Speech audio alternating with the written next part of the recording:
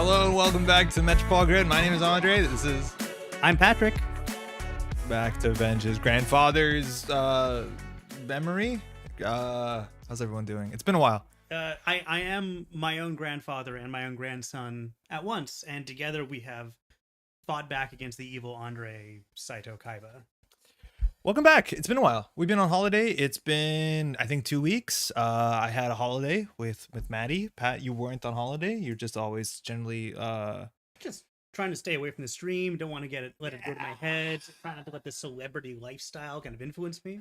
But we're back. It's been good to be back. Hopefully you've had a good enough June. It's now officially July. Surprise. Hey Frank. Yo, how's it going? Hey Frank. How you doing? We are like, it's a weird time for Netrunner. I think this week is like the awkward week. Because tomorrow or next week, excuse me. It's the calm before the storm, isn't it? Yeah. If you don't know, this might be a surprise, but Nisei has a new set coming out, Midnight Sun. We've been seeing some booster cards so far. So I don't know if they've said how many. It's usually like 65 cards, give or take. We've seen 7 of them so far, but we're gonna get about 60 cards coming out in just a couple weeks. But Nisei is gonna first start talking about them as of Monday, the 11th. On the 11th, exactly. So we're gonna get just a whole. I don't know exactly how many cards are being revealed on Monday, but certainly a bunch, and certainly some new mechanics. Ooh, yeah. So we're gonna have something out on this channel because Nisei has reached out and they have given some spoiler cards this way. So actually, well, Pat does know I think the whole set because he's working on Nisei. Congrats to Pat. But I'm a good guy. I've seen. I don't have the button anymore. I've seen my spoilers. I've seen some stuff already. So let me tell you, you're in for a treat real soon. And we're gonna have a video. It should be in like 2 weeks because the first week is largely going to be Nisei stuff, and then the community happens the week after that. So it's obviously not just a Metropole Grid. There's a lot of people that Nisei's reach out like they usually do that are going to be like revealing, having YouTube videos or tweets or Instagram or like a lot of different ways. So basically podcasts. I think podcasts is a big one. Like people are going to be revealing theirs on Twitter, or they're going to find their own weird ways of revealing. Like last year we had, was it Shu who did theirs with a crossword puzzle? Yeah, it was a great crossword puzzle. Yeah, I like that a lot. I was trying to think of what some of the other wackier ideas for sharing. I think there were some drill runner tweets at some point. There were drill runner. There was a deck list. There was like a fast advance deck list that was posted that had Malapert in it. If I'm not right, mistaken. yeah. And whenever he would have Malapert in the game, he'd just send them a link, an Imgur link to the. This is what the card's supposed to be. Hey Ken. Yeah, how's it going, Dave? Howdy from Australia. How's it going? How's what I've learned to be winter? It's upside down. It always surprises me. Yeah, Chris, how's it going? Rhino, yo, hype for some new mechanics. It's really cool to see that sort of new stuff. How it shakes out, we'll see obviously very soon. But we're like very close to being able to talk about stuff.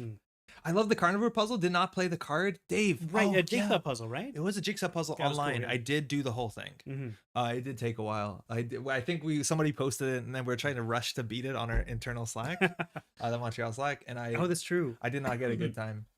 Hey Sanjay, how's it going? Sanjay, have you done your speed run yet, or is it like did I miss it, or is it next week? It was like this weekend. I watched the first 3 games. Like at the time I stopped watching, he had like a lot of spare time. Like he was making great time.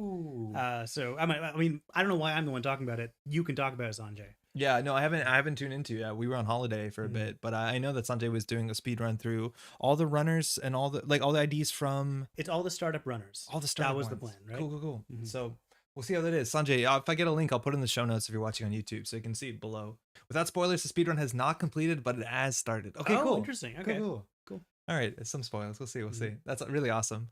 So yeah, that stuff is coming out real soon. We'll have a video revealing some cards again in 2 weeks. We might be trying to do some sort of live stream or something on like the weekend after launch when all the new cards are out. We still don't know what that is. Mind you, we did hit the 5,000 subscribers like a couple weeks ago. That number is still going up. Yeah. So I did promise that we'll be doing like a long big old stream at some point. I don't want that stream to be the Midnight Sun stream because we're going to be streaming Midnight Sun on like long on a weekend anyways. That's just how it happens when new set releases. So we'll do something on top of that after. So we'll tell you when that is. I'm thinking about something. Yeah. You've confided in me that you are getting, I don't know if I'm allowed to say. I don't know what you're saying. Your wisdom teeth removed. Yes, I am. At some point in the future. Yeah, at some point. Maybe that can be the milestone stream. Like, hey, I'm completely blitzed out of my mind on painkillers. Oh no. And I'm just gonna be answering questions on stream. That would be a fun stream. I could be there making sure you only say embarrassing things. I got like really upset when they took I was in college and they took my bottom wisdom teeth out. Mm. And then I was obviously, there was somebody with me because they can't just put you on the street because I didn't want to be awake for it. So I don't remember any of it. Like that sort of like goofy on medication. They made me pay for the thing after the thing while I was like, I can't remember paying what was probably a lot of money. And that really just kind of like, there's a lot of reasons to be upset about not remembering things. I'm not sure exactly what, like, you did you not expect me paying for... I would assume that if you were in heavy influence of medication, okay, that they don't make you do financial transactions. They'd be like, we can process this on the phone like a week from now. Yeah, no heavy machinery, no credit cards. Yeah, that's the wild. idea. Anyways, yeah, they're gonna have to goof up my face at some point. So maybe the streams might have some sort of weird punctuation to it. It can't possibly be more goofed up though. Yeah, I'll be less goofed up, I reckon. Yeah, I really was goofed up the other time. I've still got all my wisdom teeth. I'm pretty sure I can feel them poking through. I'm not gonna bother. Oh, they're not out? Oh, they come in. Yeah.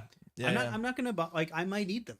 Yeah, maybe. Yeah, they don't really do much from my understanding. But anyways, it's good to be back. We have a lot of stuff coming up. Yeah, we do. A lot of stuff. So stay tuned also to Nisei.net. Of course, they're gonna be starting their spoilers within like, maybe if you're watching this on a Friday, within like 3 days. So hey, stay tuned.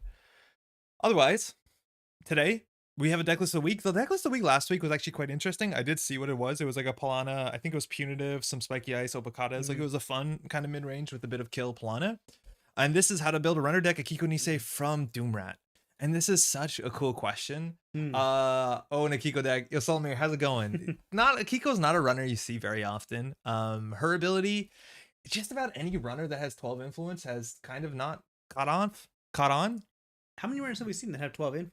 Almost all the Flashpoint cycle, unfortunately, had 12 influence. So people that have 12 influence, Khan. Oh my god, Khan has 12 influence. I forgot about that. Yeah. Kit has 10. Kit has 10? Yep. Okay. What's his Ian? He either has 10 or 12. 10. 10. Yeah, Khan, excuse me. And I think there's one more. Keyboards. Omar has 12. He is 12? Yeah, Omar has 12. Is he 50 12? 45 12. Yeah. I thought he was a 50. Yeah, Rangi Omar. Yeah. There's a couple. It's just like not good. It's not good. For a while, like there's a lot of the IDs that specifically came out in the Flashpoint cycle that had 12 influence. And it seemed to me that was more so to do with narrative than it was with balancing. Like, I think everyone's pretty happy that Neareth Hub has 12 influence, but then there's some other like weird things. And I guess not Neareth Hub, sorry, controlling the message, right? Like they have 12 influence. But to me, it seemed like they were having 12 influence because right there in the narrative, like the meta narrative of Netrunner, the corps were at war with each other. Yeah, they were collapsing. There was a literal financial collapse where like the value of the credit fell apart, and that was kind of the idea of the Flashpoint cycle that these corporations had to rebuild themselves, and they generally rebuild themselves more aggressively, and so you have a lot of these abilities that are a bit more aggro. So controlling the message has 12 influence. What's it called? Potential Unleash has 12 influence. That actually turned out to be good because these are very powerful IDs. Yep. What were the other ones? Like NBN? Architects of Tomorrow, and you have... Architects has 12. What's the Wayland one? Really it's Builder of Nations, which is also pretty bad.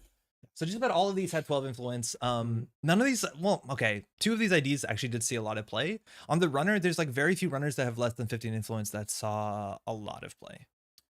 And Akiko saw competitively literally 0 play. I don't know if Akiko's ever had a placement at a tournament of like... Yeah, I mean, like, it's kind of sad because, like, to be fair, Akiko was at the very end of the FFG set. I like that. Yes. Akiko... The flavor's fun. The what? The flavor. Like, the story is fun. Yeah, the flavor is really fun. I think it's great that, like, one of the last runners we get is a freed clone of one of the first agendas we ever see. Yes. Like, that's great. That's, like, great... But bookending. So she was... I don't know if you know the whole thing about the letters. I don't remember. So the Niseis are all the clones, right? Yes. Niseis are the clones that Jinteki has made, and a lot of them have these sort of like psi abilities that can see the future. Yeah, there's Priest Nisei. Yeah, the first letter is meant to be it's basically like the way that they name hurricanes, is that they start at the beginning of the alphabet, and then everyone after that gets a sequential letter. Oh, okay, so Caprice is the third. Caprice. Yes, Caprice is the third Nisei. Akiko was the first Nisei, and it didn't work. So I don't know if we know the B Nisei. I don't think we do. We know Lethea, which is an L Nisei, but apparently she was the first Nisei clone. At least the Cyclone or whatever this was meant to be. That's from my understanding. And Caprice was the third line. Akiko is one of the runner identities ever made. Truly. Yes. Yo, Macaroni, thank you. Welcome back. I'm sincerely and honestly jealous of the sick technique to get a Kiko to decklist of the week. Nobody wanted to work together except everyone was still happy to work with Null and for some reason Smoke. Yeah, there were some runners like Null was like the quintessential in terms of narrative, I think. The 15 for some reason a 15 influence Anarch runner, but he was like one of the people that was like very like he was a linchpin of the Flashpoint of the events, right? I know the overall arc of Flashpoint because we did play the board game that was set in that moment. Mainframe. What? Yeah, the story. Wait, actually, the story of Android Mainframe was set. It's during narratively 23. linked. Yeah, exactly. Whoa. But I don't remember reading the inserts for this one because I was so uninterested in this this cycle. I guess I just wasn't reading it much. I didn't realize Smoke was also Flashpoint 15 influence. Yeah, wild. I always feel like Smoke is also fewer influence just because like you always have to play like modernly, at least people are always playing Trickster Tataka, which means 11 influence runner or whatever it works out to. My readings, the Nisei in Japanese would be second generation. Yeah, totally. Nisei means second generation from my understanding. So the clones were second generation. And it's a really cute name for Project Nisei, which means, you know, the second coming of Netrunner. Seabass is going to their first ever in-person Netrunner meetup next week. That's awesome. Oh, yo. Good for you. Let us know how it goes. Is it like a casual thing? Is it just like, is it an event? What are you bringing? What are your expectations? And then I want to see how it lines up to that. But let me tell you. Write down what you think is going to happen in an envelope. Send it to us. Yeah. Man, so like right now there's a couple players in our meta that are trying to get like regular meetups to happen. Right now we're having more. I think the events that I know. How many players in a meta would you say are trying to do that? I would say there's 1.5. No, there's like 4 or 5. Just conversations. Yeah, no, all right, yeah. No. That's me. That's me being like I've been wanting other people to really take up the mantle. But but doing like regular stuff, not like just like events, right? Like just like every Tuesday, if you all want to meet up and play games. Oh, that's right. I didn't. No, people are doing that. Yeah, for sure. Well, I look like a real asshole now, don't I? Oh boy. Okay, well, it's just a casual meetup. That's really, really cool. Let me tell you, like that was like one of the big lines that people were talking about when I got into Netrunner. Like now at this point, like 10 years ago, they said one of the best things you could do is go out and play Netrunner with strangers. And firstly, the Netrunner community like largely has been the most, just generally the best community I've ever had to interact with in any game. I don't know why exactly it is, but generally a lot of people who play this game I think are people that I like to hang out with. But the idea that like people can deck build and the fact that like one side just plays everything face down, there's always like intrigue and you don't know what is what. There's a huge benefit of playing with people you don't know. Because it's one thing when you've jammed like dozens of hours against like your, you know, your partner, your friends on kitchen tables, but then going out into the wild world and being like, whoa, snare and HB deck or whatever it is, the modern equivalent. It's really kind of a trip. It's really, really quite cool. I mean, of course, playing like the whole point of going to a meetup and learning the meta, like learning, oh, Patrick always has archers. Yeah. That's very fun. Like once you start to notice people's like personalities and what kind of decks they like to build, that's interesting too. It's an absolute treat. So enjoy yourself. Let us know how it goes if you can. Macaroni says I skipped in-person Netrunner to go to the gym last night. Forgive me, Father Brifes, and it's okay. The gym. Hey, let's not. Okay, it's not, but sure. Mizuki says 1.5 people at a meetup sounds like a minimal amount required to play a good game in Netrunner. You just do single-sided Swiss. I think it works out. Yeah, you have 2 3/4 people playing against each other, and that's fine. Aiden says, hey, my System Gateway plus booster finally came in the mail, so I can force my friends to play with me. Oh, nice. Yo, so good. Again, mad jealous that System Gateway exists now, not when I learned the game, because like getting down and giving a deck to your friend to learn the game, it's so much easier. And I think it's a better experience. CBS says I'm bringing 2 hot piles of jank, Fear the Masses Lou, and Complete Image Harsashandra. Complete Image. God, I love that card. Complete Image is fun. Just watch out, Seabass. For Complete Image, whenever you're doing the net damage, even if you see their hand with Harsashandra, the damage has to be random. So they still flip their hand face down. Not that's a reason you shouldn't do the deck, but just watch out because it might not be intuitive. That you can't, like, you still have to randomize the net damage, which makes that a bit more difficult. So this is a big question for a lot of people who are coming into the game, maybe. How do you build a deck? Now, I do know, and it's been a while, but Yasengrin SC, I'll link this in the show notes on YouTube, has a really good video talking about like deck building and the sort of decisions they make. I definitely want to talk a bit more about this. We do deck build a bit live, but I don't know how, I guess we do to some extent talk about like why we make certain decisions. Of course we do. Yeah, but, no, we definitely do. But this is like a really good write-up that goes through like steps of how DoomRat specifically does some deck building. Come up with an idea, define essential cards, and so they build a minimal deck. By minimal, I mean like 10 cards, then add some functionality and so on and so forth, contemplation, testing. This is all good. Add all reasonable econ cards. Cannot emphasize how important this step is in Netrunner in general, way more than you think it does. So this is really cool. I highly recommend you to read through this. Deck building in this game can be pretty intimidating. The startup format, I think, is obviously the best place to start, where the card pool is like manageably small. It's going to get a bit bigger, mind you, in just a couple weeks, but I'm still very excited for that. But do give this a read. This is really quite cool. And so in this deck list, we came with an Akiko Nisei deck, which again, we talked about. It's an ID that doesn't see a lot of play. I'm not actually sure what the text is. My guess is you do a side game. If they spend different, you see a different card, 2 cards on R&D. I'm reading the card, so you don't have to. Yeah. If you spent the same number of credits, you access 1 additional card from R&D. So you can always tax zero, them. If you and pay then 0, pay they 1. have to pay 1 to avoid an extra access, which is worth it. But that also means you're taxing the corp 1 credit every time you run R&D, and that's an ability. Yeah, or then sometimes you pay 1 and then they pay 1, so you see 2 cards. It's an ability. The corp can also always pay 0 and you see 2 cards. It's an ability. It's technically an ability. Yeah. I'll say this for Akiko, something I didn't Akiko, something I didn't really appreciate is her ability says whenever. It's not a once per turn. Yeah. If you run 4 times, then like what's the corp gonna do? Spend. Well, that's the thing. If your R&D is open, you just spend 0 and then hope they don't trash something, right? But so this is the thing, because like classically when this came out, Shaper was not a very aggressive kind of faction. There wasn't a lot of reasons why you want to build a Shaper deck that ran a lot, or like turn 1 ran R&D for pressure. They were more about like the control kind of setup, like setting up with professional contacts, building a board state and playing for the late game. So when we see cards like Akiko, it's very exciting. Like maybe we're gonna have a run based like Leech, the Paragon kind of like Shaper, and that didn't really work out. Mind you, I do think you can build a much more aggressive Shaper modernly. We've seen a lot more events, and that was kind of an issue back in the day, is that Shaper decks didn't have a lot of like good on tempo events, like things like Creative Commission. They didn't have. They didn't have cards like VRcation. So a lot of times to get this sort of like card draw or credits, they'd have to go to slower things like Aesop's Pawn Shop and then install a lot of things. And while that was really good, it kind of kept them out of certain play styles. So Akiko didn't really prove to be what everyone hoped. 12 influence is obviously like an uphill battle, but it looks like we have a deck here. And let's talk about the deck. I think the event package is nothing very special. A lot of event packages in Shaper end up looking like this. Where things get really interesting is, I think, the icebreakers and the hardware. Yeah, the console, of course, is a standout here. Yeah. Ma is from the Mars cycle or Red Sand cycle.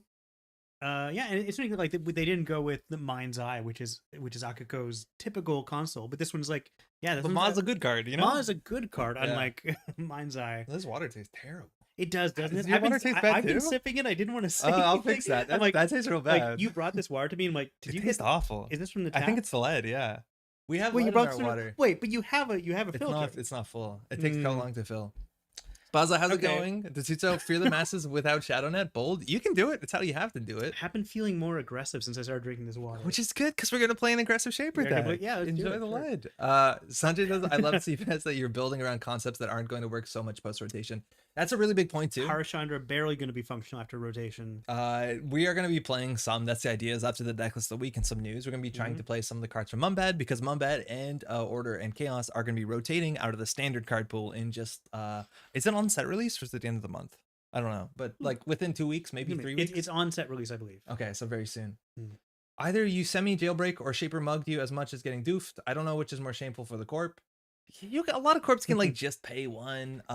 It's like any card like this is not like the worst case, but there's like always this underpinning of ideas that if you're giving your opponent a choice, you have to make sure that both options are really quite bad for them. There's a lot of corps that may be flush with money that paying 1 credit every other turn is not a problem, right? Compared to other abilities that help you build your board state, you really need a compelling reason to, like, you know, for this to be better, but we'll see what it is. So Ma is our console. This is 3 influence. We got 2 of them into the deck. You don't see this a lot. You don't see Ma splashed out of faction enough. And this card, while it is incredibly expensive, is such a strong card. There are very few cards in the game that work like this. And on its own, we're seeing more and more Anarch decks shift to Ma as their win condition. They're dropping extra copies of Stargate. They're dropping anything else. And they're just saying, I'm going to get Ma down, and then I can pressure combo decks. I can deal with acid spam decks where I can put pressure on hand. This is pseudo multi-axis. The idea is that every axis technically like interacts with 2 cards off of a central server, and that's quite good. It also gives you 2 MU, which is nice. Obviously this thing is a brick at 6 credits, but on its own, very, very potent. So I'm excited to see how this plays for a deck that does want to run every turn, which is kind of one of the ideas with Ma. If you're not running every turn with Ma, you paid 6 credits for 2 MU, and that's pretty bad. Yeah. Speaking of low influence, that's half her influence. Oh yeah, on totally. The 2 Ma's. So Which, like, people are scared of this sort of thing. Like, a lot of times you see more things like, and, pad tap. They talk about this. DoomRat talks about this. Like, you want pad tap in your deck because it's good and it's pressure and slows down the corp. That's a lot for a 0 cost 1 influence card. But you more often see people like do maybe fundamentals like a paperclip for 3 influence, but you don't often see like splashy 3-4 influence includes into decks, and it's really cool to see that. On the resource side, nothing too spicy. 2 political operatives is, I think, one more than a lot of decks would play. Very flexible card that's also rotating out and has a big impact on the meta, dealing with defensive upgrades. That being said, we are going to see new versions we already have from Nisei coming in. We have a DJ Fenris, so we can become Steve Cambridge. I guess, yeah. It's always Steve Cambridge. Nothing interesting there. Or Quetzal. It's Steve Cambridge. Okay, it's Steve Cambridge. Okay, fine. Maybe Quetzal. All right. Our Fractor is pretty rough. And then we have some tech cards. We have Beth, which is great. And we have Citadel Sanctuary, which is good. We have 1 link. And this card gets way better when you do have 1 link. Yep, let me tell you, clearing a tag for no clicks and no credits is such a strong economy card, let alone can prevent you from dying to stuff. Now, programs, nothing special here. 3 self-modifying code. We're seeing some decks play less than that. We have 2 Palangi, which might make more sense. Mind you, this was one of the hottest Shaper programs when Downfall or Uprising. This was Downfall, yeah. This was actually like the biggest deal for such a long time. This was pretty popular for a while. It's totally fallen off. That being said, we've been seeing a lot of corps running Cyberdeck Sandbox. Purging viruses has been a bit more common. So this has kind of fallen off. I don't think it's as necessary as it used to be. But the reason is we have a really weird ice sweep. Oh, and I hadn't even noticed. Yeah, It's and Crusa is a strange idea for... Yeah. When under this program fully breaks a barrier, add that barrier to HQ.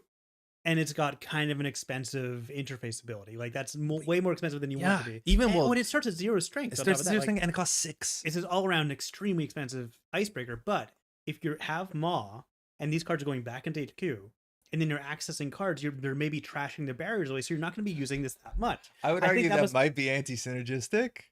Because I feel like then you're not using Maw to trash agendas. Yeah, maybe. Yeah, but instead you're yeah. reducing the total number of barriers in the game. Potentially. Remind me later in the stream to talk about some numbers things, because I have a cool numbers question for you. Oh, okay. Okay, it's about like discarding cards. So this is a really weird card, and this card actually saw some niche play classically because it is a really good tech card for certain issues. Things like, I think, Kakugo get absolutely destroyed.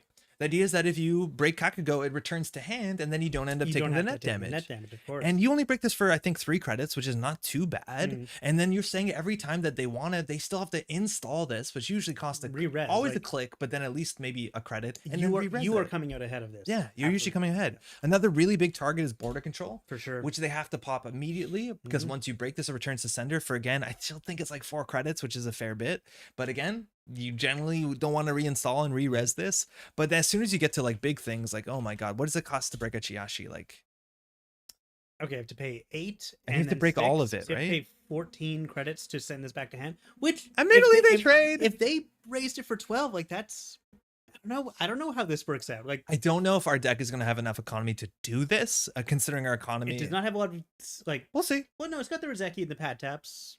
But that being said, which every deck has, so maybe that's not even fair to say. A really cool thing with Ankusa specifically is that we have the access to Palangi, so we can make anything a barrier, so we can return to sender just about anything. Admittedly, the low strength stuff, maybe in startup, also like returning a gold farmer is kind of cute. That being said, it costs us like 6 credits to break, but you know, not that you can play this in startup, but that's the idea. Ika is technically a killer. A lot of times you don't end up installing it, or you throw it out and then you bring it back into a simul chip. I have seen this card in so many Shaper decks, and it often is used only as a panic button, where you need to break a sentry, so you use Ika. On its own, it's not that bad. You need a 0 cost sentry breaker is the idea. Yeah. Like, here's the thing about Ika. Every time I look at it, like, I know it's a squid, but I see Pantheon in the middle. The Pantheon's right there. Yeah, totally. No, I get that too. So this is a card. It's the sort of thing that shows up in Shaper decks, and most often they throw it out, but like, you can use it. And then finally, we have a really powerful card as Inversificator. This card, mind you, used to be what was called a restricted card, a card that like really limited how many of these would show up in any deck or tournament. And it says the first time you pass a piece of ice each turn in which you use this to break all the subroutines, you may swap this ice with another piece of ice. So you can start to rearrange the board and control where things are. Now, mind you, this is a pretty good code gate breaker. It's like Gordian Blade type numbers. It's, again, everything in this deck costs 6, which is a lot, but we do break out there. Yeah, we break 1. Hushik on 6 is wild. 1 for 1 strength, 1 for 1 code gate. It's pretty good. And the cool thing is with Palangi, we have flexibility to make anything a barrier return to center or anything a code gate rearrange. So Inversificator looks like someone playing Operation and losing. Yeah. That's how I see it, right? This is the Maker's Eye. Wait, are they poking a Maker's Eye? We don't have to talk about that. That's the deck. It does seem incredibly expensive, but it has some very powerful like control tools on top of like maybe what is like a potentially aggressive identity. That being said, the cool thing about Akiko is that if you run HQ and I don't know, maybe pay 1 and see 2 cards, you don't have to run R&D. You don't have to run R&D that often. Yeah. I'm interested to see how this works. Take it from the guy who tried to use Mass Driver as a sole decoder. We've tried Mass Driver on the channel. Yeah, it is also one of the icebreakers that has been printed. Let's go. Somebody unironically gutted Chiashi in my games before. Reinstalling it, specifically when you burnt building blocks, is really annoying. I still think you come out ahead. Like, if they ever have to use Ankuza against your building blocks, big, like, barrier Wayland stuff, you just punitive them or whatever, right? You have saved a lot of money on that. Yeah, but I hear you. Yeah, that's a big money. Clear, you just need Adjusted Matrix to break for cheap. You still got an interface. How's it going, Kyle? I don't think we talked about this. Maybe we did on stream, but there was the deck that had an Adjusted Matrix like many weeks ago. I can't remember what Adjusted Matrix does. It you attach to something and then you use clicks to break subroutines. Right, it basically makes anything into a 1.0 Byroid. But the problem is the version of the card that shows up on Netrunner DB in image and on JNet in image doesn't say interface on it, even though it's technically an interface card. New runner deck. What's this called? Building a deck. Okay, Pat. What? I'm gonna go get new water. Okay. While you queue up a game. I drank all of my lead water. You shouldn't have done Maybe that. you shouldn't leave me alone for too long. Yo, Cactus Evening friends, how's it going? How you doing? I was drinking it to be polite. I didn't like the way it tasted. I'm like, oh, well, you know. I'm in your home. You better enjoy the water. You're being hospitable. I'm gonna drink your dirty lead water. All right, Mizuki's here. All right, well, let's start the game. Okay, you can do the mulligan. You can even do a couple turns. Obviously, explain what you're up to. No, that's what I was planning on. Go get I'm gonna get the water. Goddamn real water. Okay, thank you. All right.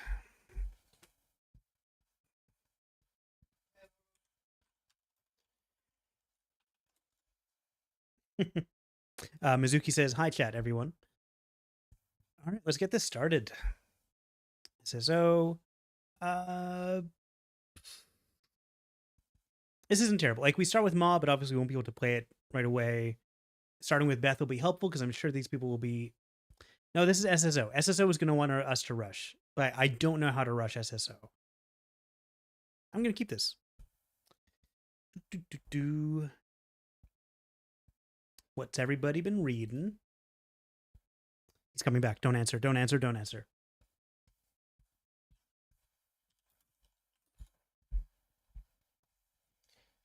Definitely better. I don't think it's perfect. Oh, wait, did you drink out of mine or out of yours? I did mine, and then because I knew mine was good, I distributed them evenly. This tastes more like copper. Really? If I'm thinking of an element to describe, no, I'm kidding. Okay, good. I'm getting hints of deuterium. SSO, wild. Okay, you kept this. Let's go. Yeah, I kept it. Did you explain what SSO does? Sorry, I'm just gonna do this. Oh yeah, that's a good idea. Why don't we explain what SSO does? Because of course we have so many new players. They came in from Shut Up and Sit Down's video. You tell them about SSO. SSO is an ID that is getting less powerful and less powerful week by week as cards rotate. It is an identity that like really needs face-up agendas, and recently in the last rotation they lost some really big ones. It's I think a very swingy identity. I like this a lot when it came out, but it's so swingy because so often you run cards in your deck that are only good ice when they're triple advanced, but if you don't get a thing on the table that you can protect, like right now, obviously they know we're playing Shaper, but like, you know, inside job, boomerang this, they have no game plan. Like, it's wild. Take it away. Yes, right. Okay. Right. Let's see. Let's gonna draw first. So I don't know what they're threatening right now. I'm gonna put They're threatening Neurospike eventually. Yeah, fair. And we have no tech to Neurospike. Oh well. Yeah. I'm gonna put down Rozeki and Beth and just start making drip.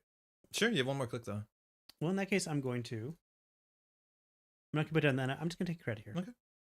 Yeah, I think either SMC or credit. I don't think they're gonna fast advance. A lot of times these decks have a bunch of 5/3s. Admittedly, like how many face of 5/3s are there now? They lost the Hollywood one, so it's only this one, right? Can you hover it? Because this one eventually, the agenda. So this one on its own does no damage, right? So this is the turn we want to steal it. But then it does. Oh no, it does 2 meat damage. Excuse me. 2 meat damage when you have SS3. Yes. So you definitely want to get this off the table as soon as possible. The problem with our deck specifically is our breakers cost 300 credits. So we're not very good at like very quickly attacking the server. Here's what I want. I'm going to Dirty Laundry HQ. Sure. Gonna go for it. We got a card draw off of Beth. Exactly. DRM, no surprise. Interesting. That allows them to get a 5-3 down as soon as possible. You definitely want to do that. Yeah. So now we have political operative. I don't know what are the main trashables in SSO. Probably just wall to wall or Yeah. Rashida. Gonna draw. Oaktown new construction. This and Transparency Initiative might be it. Yeah, I think Sanjay, that's it. That being Mhm. said, like it's really awkward to put a lot of times 4-2s in these sort of lists because so much of the ice, like 2 is an awkward number to put of yes, advanced tokens on it. advancements. Yeah. You generally want 3, just obviously Mhm. because all the space ice from Order and Chaos, and then of course just about all the monument ice, the wonder ice gets stronger at 3 advancements. All right, they're prepping it. Okay, well, the big near list, then running R&D is probably safe on turn 1. Yeah, definitely. But some of the nearest spike lists, Solomir also do play punitive as a backup. That being said, we're really unlikely to get punitive on turn 1. They were on like 6 credits. so what's gonna happen here? They're just gonna keep advancing it until it's at 5, and then next turn like do a double neurospike to kill. They'd have to advance it to 4 and then wait, or to 5 and wait. So one of the best things you can do is like get a breaker down, then diesel first, run and steal it. But then you still need more money, excuse me, because of punitive. I get the SMC down so we can pull Might as well. But the thing is, like, if they res, like, imagine they res the 5 strength or 6 strength asteroid belt, right? Like they res that for free. How do we Ankusa that? It's so ugly. Ankusa is pretty helpful in this situation though, because they can't red planet courier something that's been bounced to hand. Yeah, that's true. That's true. Wait, sorry? I said red planet courier. Oh, red planet couriers. Yeah, that's a thing. That's a thing. But admittedly, if they res it for free and then they'd be like advance it 3 more times, it's just, I don't know. No maw pressure. I think mob pressure is probably one of the ways that we have out. We're gonna have good money. Maw pressure is gonna be quite helpful. We have to start hitting HQ soon enough, but we'll see. Next turn, I'll start maw pressuring. You have no inherent scoring plan.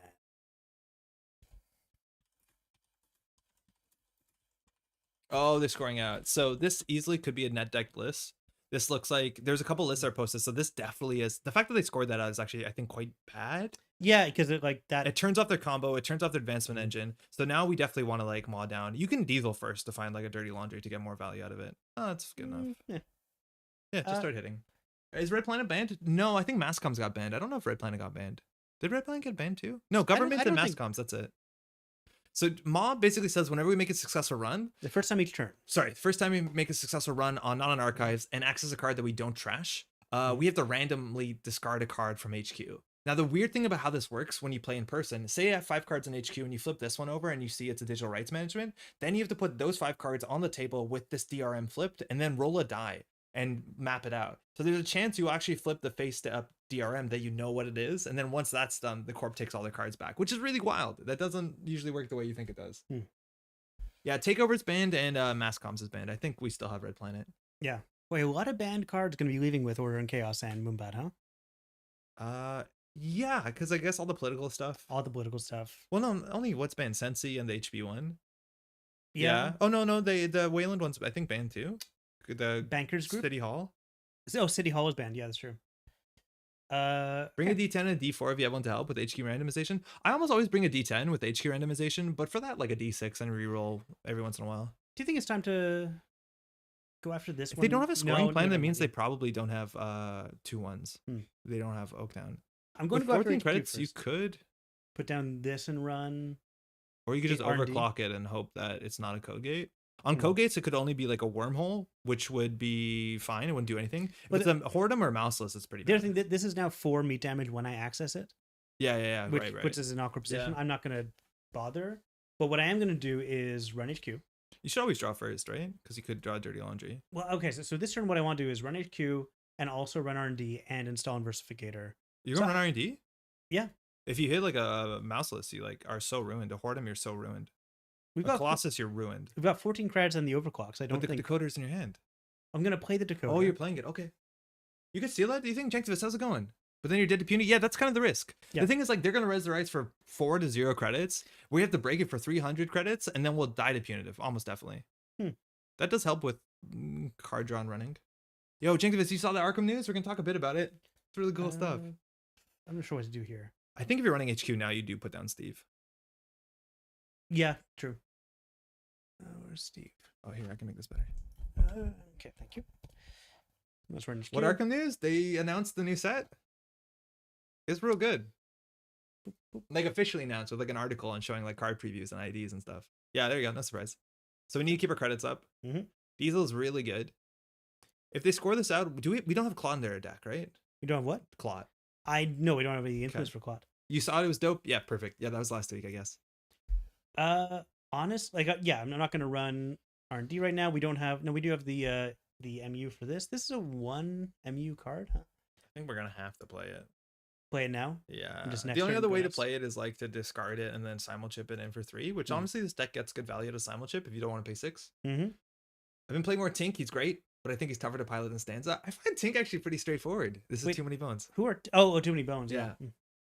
They're scoring out. Okay, so they're on 4 credits. So now like we can absolutely go wild because there's like no repercussion. Yeah, absolutely. Okay, so let's start using her ability because she's an aggressive shaper. I think you went Diesel first, right? Into Dirty Laundry, then you like run HQ, get a ability.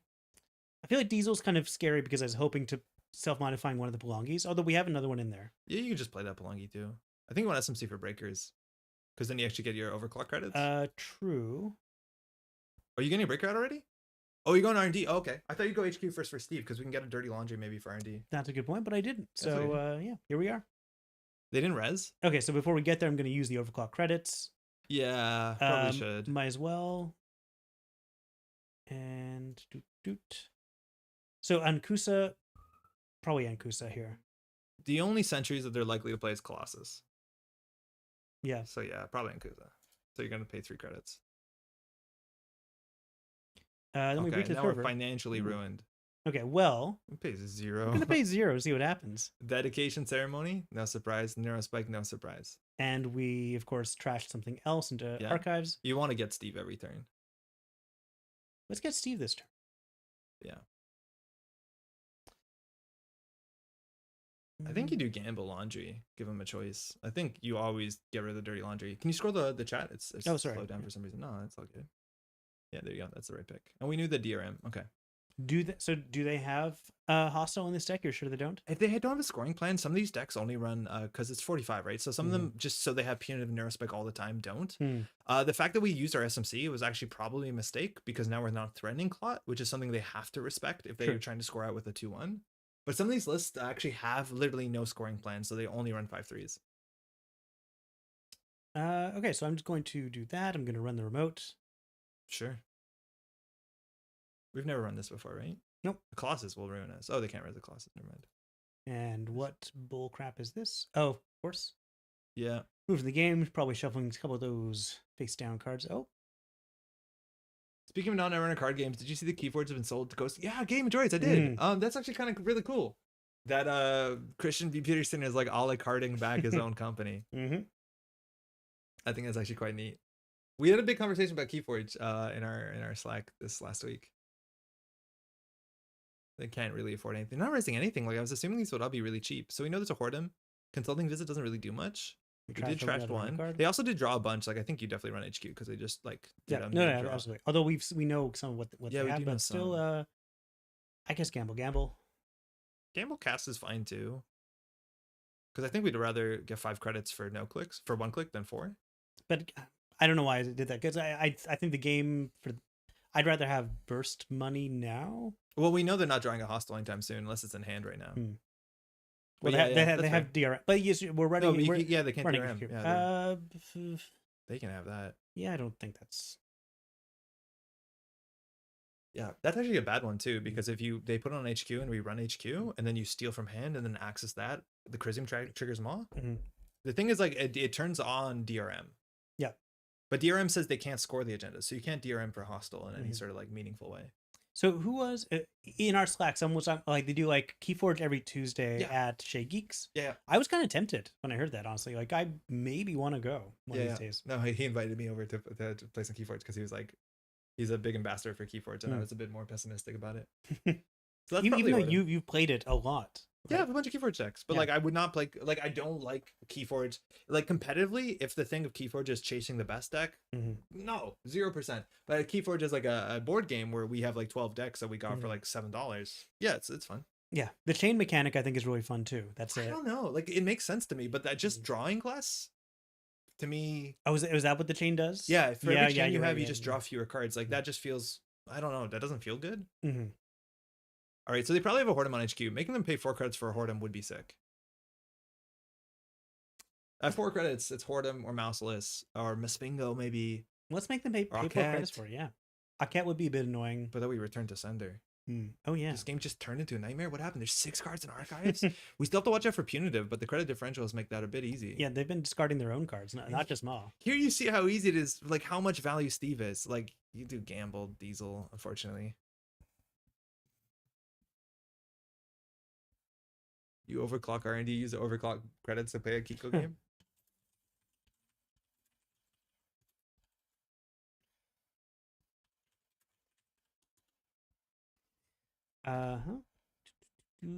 Random card.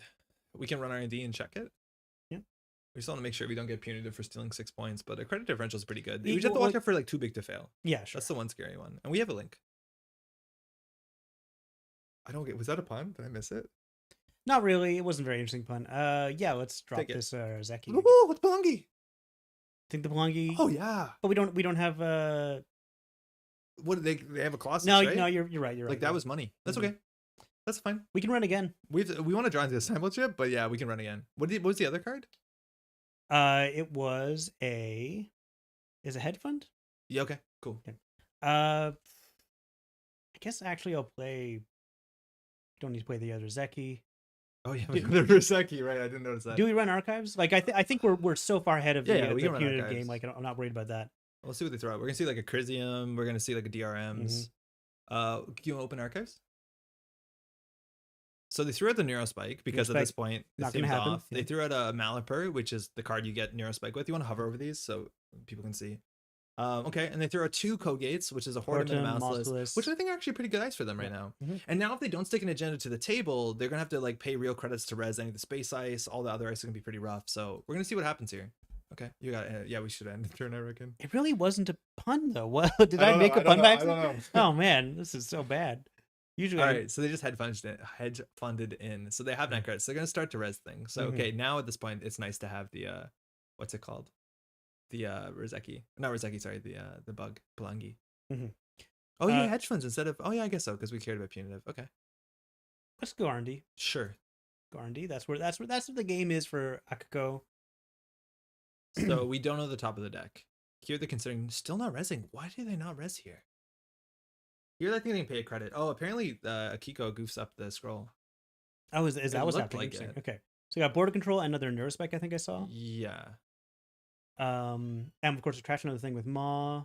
Do I run HQ? I guess I run HQ. Yeah, one run HQ.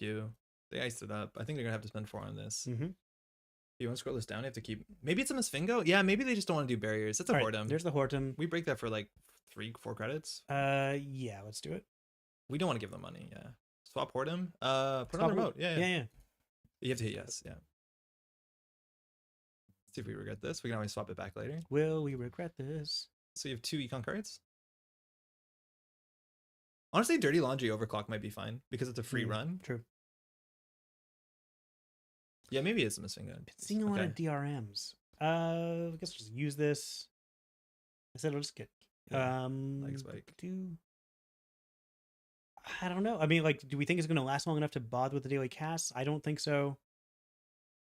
Maybe we'll just draw last quick. If you do the daily cast, you might as well do the Rizeki, right? Wait, what's the order? I never understand this one. This one I really goof up all the time. On turn 1, if you can install a daily cast or you can install a Rizeki, you do the Rizeki. Because you do the Rizeki, yeah. So I would do the Rizeki here. It also gives us another thing for STS. No, I don't think the game's going to last long enough the Rizeki will pay off. I think it will last long enough the daily cast will pay off. I think you're going to struggle to close the game because you have no multi-access besides Akiko and Maw. Like, you're not in control of how fast the game is. But I am in control of the game and I'm going to click daily casts. But then you should do Rizeki. It pays off just as fast. No, I don't think it pays off slower. Yeah, it definitely doesn't. Daily cast definitely pays off faster. Sure, but the idea is that you want to get the infinite card down, right? Isn't that the idea that if the card is infinite, that's the one you want to get down first? I do daily cast. Like turn 1, you play Rizeki. End of game. Yeah, this is the thing. For STS, we definitely want the Rizeki. We can always feed them the Pelangi. Yeah, you'll feed them the Pelangi. That's not a big problem. They just drew. Oh, that's ugly. Now we just smash HQ a bunch. What was in our in stack? Maybe we should have drawn there. Or sorry, in heap. We should have drawn because we're gonna have a bad Steve here. We'll see. Gonna have a bad Steve. But yeah, this is like exactly sometimes what happens with your SO. Like obviously you have digital rights management to stop this from happening. I had a breakdown. Bon appetit. Yeah, let's pull Rozeki back. It's the overclock. I don't know. I like the overclock a lot. Allows you to run for free, which is nice. Not that they're resing anything, but I don't know if they have a lot of trashables on RD, so we can get like a lot of pressure off. Now that the Whoredom's up, like we do have to watch out. Not watch out, but like Wormhole is a card that they can res that will end the run. So maybe we'll see RD being resed here. I'm gonna play this Yak for the SDS, and then we'll just do. In this case, yes, I guess would have played it first. Whatever. Yeah, there you go. So that's a Wormhole. So that is quite expensive for us. That is 6 credits. Yeah. Oh, they gave us the overclock. Okay. So then we can move that. Yeah, exactly. Put that on the remote. Sure. Why not? 6 is a lot. But we're gonna win the game here. That actually might have been right. Oh no. How much does it cost to Ankusa that back to hand? Honestly, might be worth it. Oh, that would be funny. That Yeah. actually might be 9 credits. It's not that much more. I should really be expensive. considering. Yeah, we should have plunged Ankusa that. Yeah, Jackdavis is calling it in chat. Yeah, 100%. We pay 6 now once, or we pay 9. Sorry, we play 6 credits maybe twice or 9 once. Yeah, absolutely. Yeah, makes sense. Makes sense. Yeah, for sure. That's the power of this deck. It's the power of Ankusa. Keep Longi, Ankusa, Whoredom, Wormholes Blank. That too. Yeah, it also makes. Oh, that's funny. We can just return the center of the 4 credit one. That's But don't reinstall that one. It's just harder to reinstall the other one. Cool thing also is they scored 2 of their 5/3s that do meat damage, so they have way less teeth on the table. Oh, Creative Blast Cook is nice. Yeah. So, what are we thinking here? I think you overclock R&D. I was thinking, yeah, we overclock R&D. And then maybe overclock HQ to get overclock back. Oh, we have a bad pub. Now, are we going to bounce Horton? Is that the idea? Pub? Did they too big to fail? Yeah, they did last turn. They did, of course. Okay. Yeah. Anyway, are we going to Pulangi and Kusa this so that I think blank? I think that's kind of fun. Yeah, whatever. It's fun. Okay. Nope. What's the order? Because we can't move because we're not using it. 8 to break Horton. That was bad. That's fine. So that's why we have the overclock. This is fine. Good thing comedy's objective so we can get to the bottom of this. No, this is comedy. We've seen comedy before. Now, we know comedy. All right, so we're both at 11 credits. We've hit parity. The too big to fail is obviously good for them. All right. Okay, so they paid. But we can run again. One. Yeah. Yeah, and at that point, punitive doesn't matter for anyone. So now they have, I think, I just don't know. If they have a 2-1, yeah, it's a problem. If they do have the hostiles. If they have the hostiles, we can lose at any minute. At least we're like checking the top of the deck. Hedge fund. Do we just bleed him again for a credit? That doesn't seem great. I'm okay with bleeding and then creative commission at the end. Yeah. I think we'd better check archives because we could just win. Sure. Making them lose a credit doesn't seem that impactful. Okay. What's in there? We've got the dedication ceremony, another Malapert, Neurospike's off the table, and there's a Colossus. It looks like we returned to centered and trashed the Whoredom. We actually did permanently blank a Wormhole. That's really cool. Okay, cool. Yeah, we also could consider running HQ there. Like with 8 credits, they'd have to generally spend 4. True. And then they can't. Wait, did they throw out their DRMs? Because I don't think they want a DRM. They just threw out 1. I'm sure there's 1 still in there. Yeah. Okay. Not sure they can break R&D lock here. If they draw, they do. Because we've only saw the top. It was a hedge fund. They also need ice. We know they have a Colossus. Colossus might be on HQ. How much have they been spending? 1 just about every time. Yeah. Well, no, for this last turn, they only started spending. After they TBTF, they felt confident with the money. And this is where you see the power of Ma, right? Like just like running one central server, we are heavily disrupting other servers. Now, at this point, their combo deck kind of fell apart because if they score an agenda, they win. So like the Neurospike stuff. Now, punitive also doesn't matter because we're on game point. So it largely becomes, because they don't have a scoring remote, it largely comes down to R&D. I think we also know they have a border control, which Ankusa deals with well. Is the stream stuttering? Cephalbot, how's it going? Try refreshing. On our output right now, it looks like we're pretty good. Let me just check the numbers. Nah, things are good. You getting stuttering too? Oh no. Things seem fine on our side. Our rate is good. Our bit rate seems good. Maybe give it a good old refresh. Oh, it is on Twitch? Wild. No idea. What do you think's going on in the neurospike art? It looks to me like an egg being fertilized. It is the other side of Inversificator. Oh, that makes sense. Yeah. They're thinking. You moved to YouTube and it's better. Okay. I was watching some Twitch today and I did see some like the buffering circle, just watching normal stuff. So maybe it's just Twitch. They hedge fund, then they drew. So they have one unknown in HQ. It's been starting for about an hour or so here on Twitch. Unwatchable, but a little annoying. Hey, stoppable. Sorry to hear. Yeah, that's better than Twitch. That's better than we usually get. Like usually it's just unwatchable full stop. So I think like we're doing okay if you're fine with that. They have 2 unknowns in hand. Let's trash one of them at random by going to R&D. Yeah, and then swing HQ. We definitely want to run HQ. Pay 1, yeah. Get them, Pat. If they spend 0. Come on, yeah, that's how you win. There we go. Good game. Keiko's ability was like not irrelevant, but like not exciting. And we did Ankusa 1 ice. We had to break. We did. Only and 2 ice. We Ankusa'd the wrong ice. We should have Ankusa'd a different ice. Yeah, Sanjay, that was kind of the dream of Keiko game for sure. I can get above the lot. Oh, I didn't know he had that. But I'm missing the Audacity. Oh, they have no fast advance. That makes sense. Yeah. Nice. It's just a... Yeah, I think you don't ever score the first 5-3.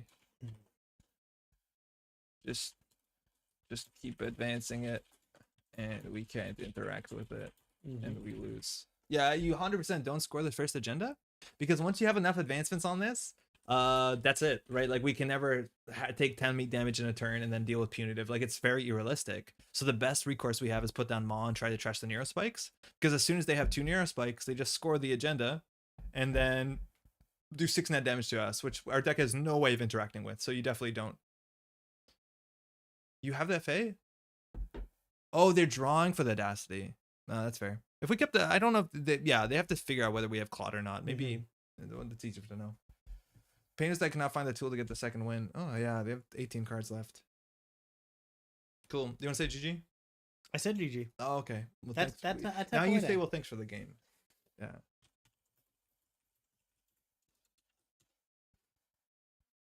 Thanos, yeah, totally. Light the fire can be a fear. Even imp. I think imp works, right? What does this say? When the runner accesses, no, because you can't imp a snare, so you can't imp this. So light the fire is like the big one. Again, 12 influence, but yeah, that's one of the big ways to deal with it. I don't know if there's that many others. It's like that Anarch one. That is a priority. Wow, that was a rough comment. Yeah, it was, wasn't it? Yeah, but the thing is, I can't tell you're being sarcastic in text chat. I know it's terrible, isn't it? Oh boy. Yeah, I'm embarrassed. Like brand. You spend 3 streams a month building up your reputation, and then I come in here and I ruin it. And then it doesn't fucking matter because someone writes a fan fiction where you're the goddamn villain and I'm the noble hero trying to rescue his grandfather. Oh boy. Because I can, yeah, that's the no. Oh, because I can also works. You're right. That's the shaper one. Yeah. Okay. You want to do one more with this before we go into something else? It's barely 10.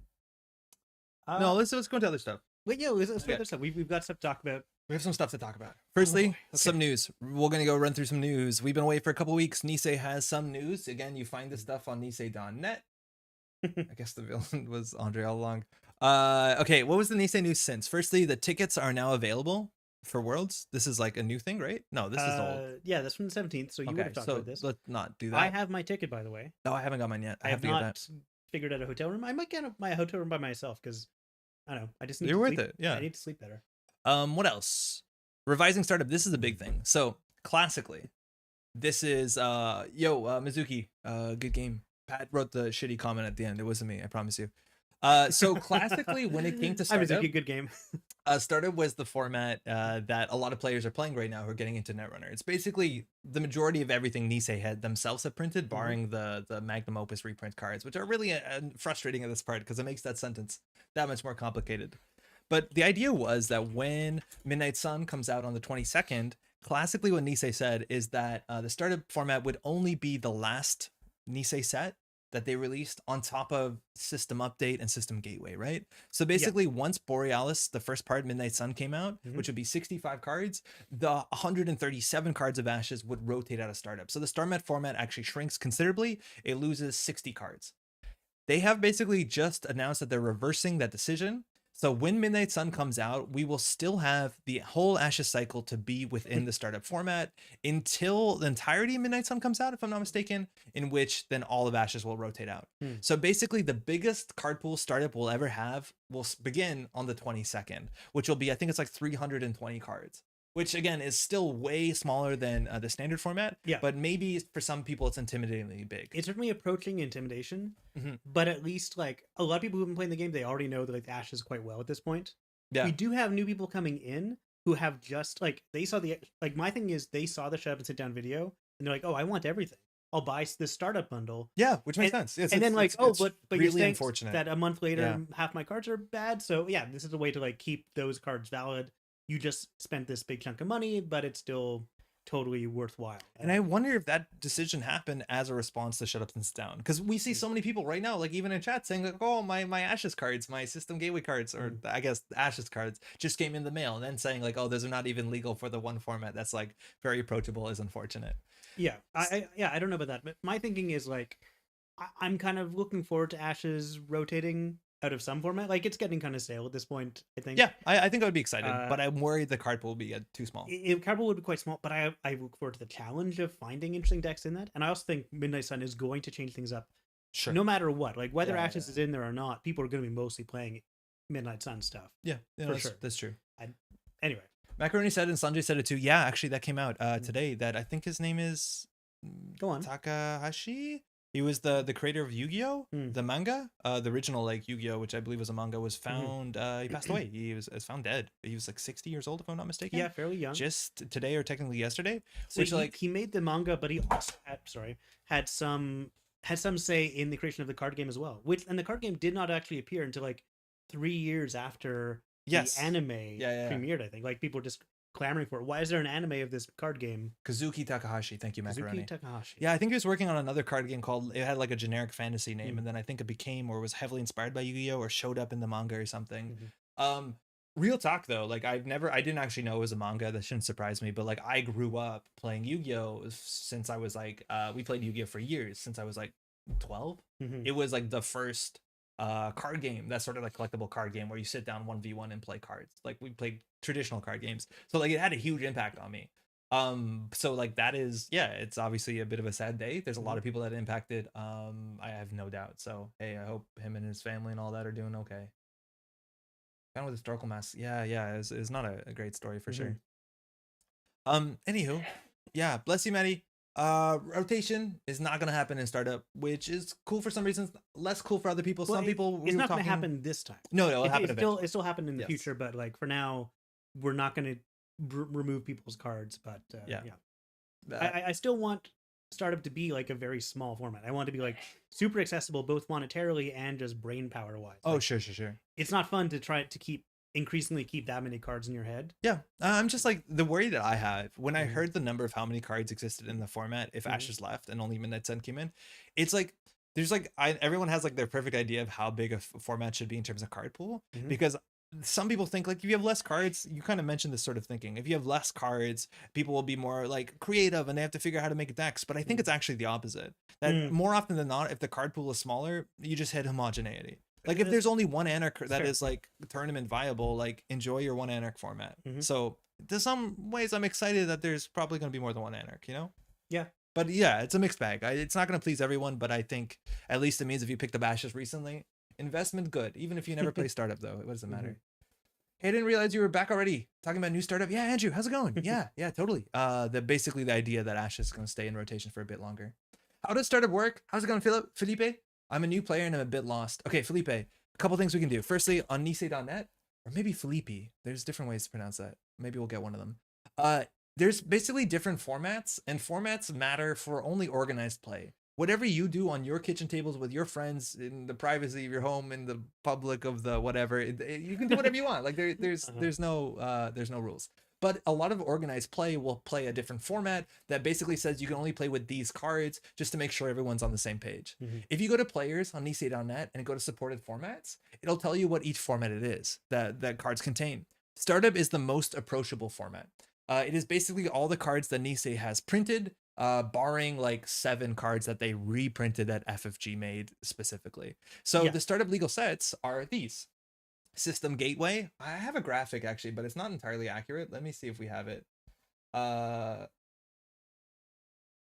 it's technically is going to have on top of it Midnight Sun, which is going to be coming out in just about 3 weeks. But the idea is that it is system gateway and the side deck building deck. So that graphic is kind of wrong. System update, which is basically like their core set, and then the full Ashes cycle, which is downfall plus uprising, and then the Borealis cycle is going to be coming out real soon.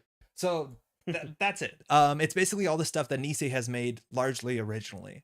Once you go to the bigger format standard, which is the format Worlds largely happens in, that includes also a couple last years of a Fantasy Flight Games product. So those original cards are a bit harder to find, but it's very important to understand in any organized play, proxies are allowed. So even if you can't find the cards, and some of them are very hard to find, you can just print out good versions yourself and play with those in the event.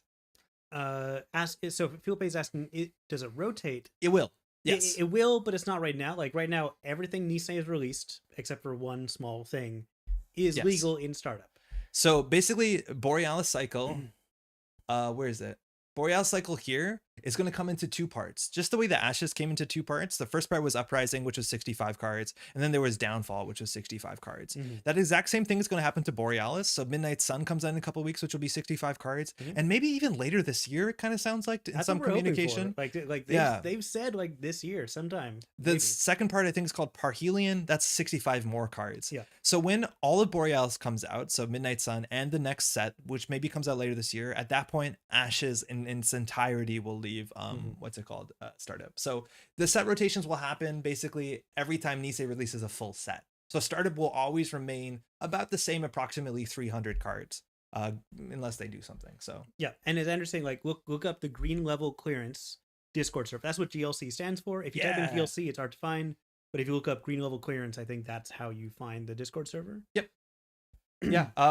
Somebody will probably throw a link into chat, but if not, check out the YouTube video after. Felipe, I always update it afterward live with all the links. There'll be a link to the Green Level Clearance Discord channel. It's fantastic for newer players. Ask any questions. People are there 100% of the time.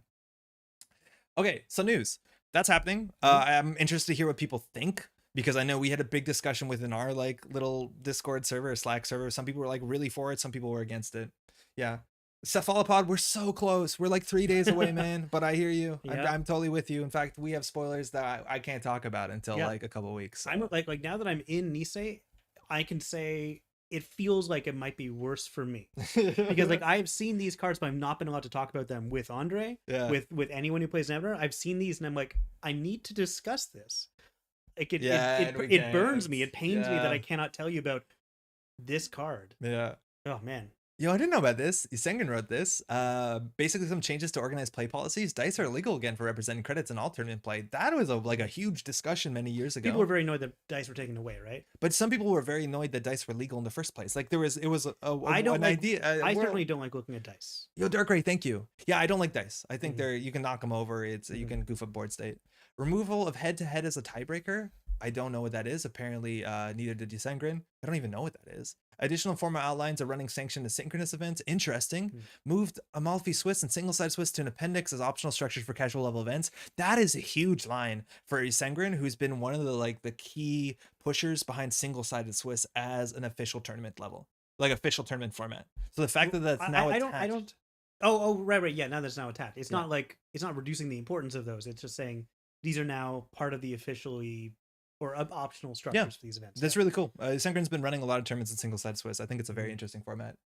I don't know how to say your name, but Netrunner DB leaks one criminal card. Yeah, you actually can see one legal criminal card leaked, I suppose, from Netrunner DB. Yeah. This card was revealed at UK Games Expo. We talked about it a bit on the channel. Sets.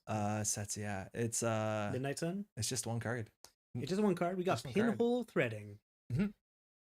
Powerful card. Yeah, I think it's cool. Like it's it solves a lot of different problems. It's not exactly a silver bullet, but it is a silver bullet against like the Anoetic and stuff like that.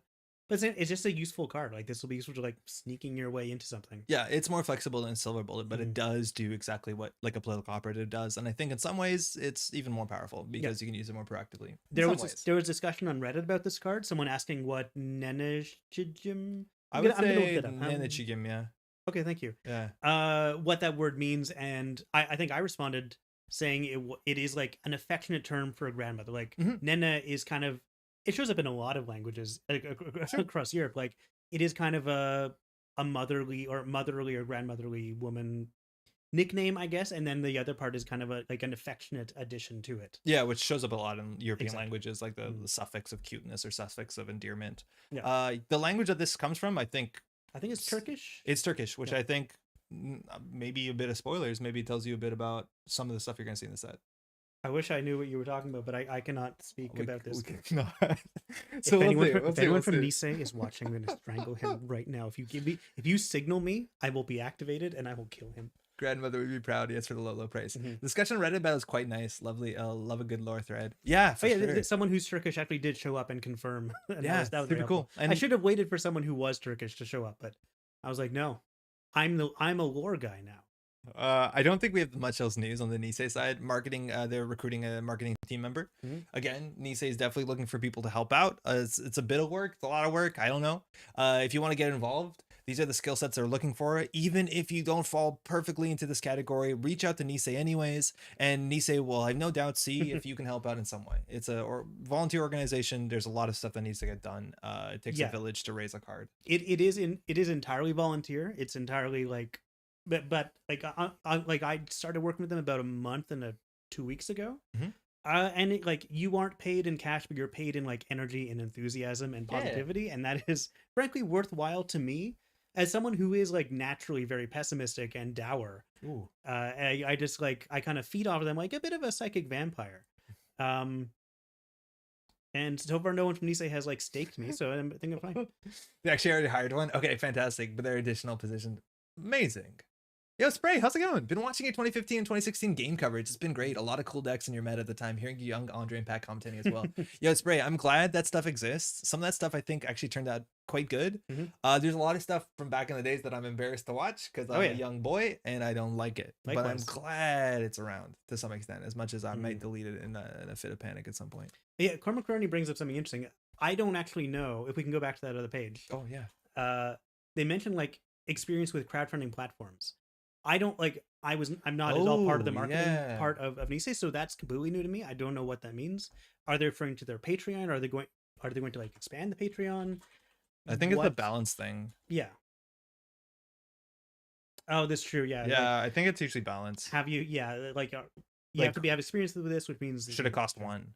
Exactly. It probably should cost one. Yeah. Even to play from your archives. Yeah, that is an interesting sentence. That's totally true. Because that is not something that Nisei exactly does now. Who knows what they'll do in the future. Yeah.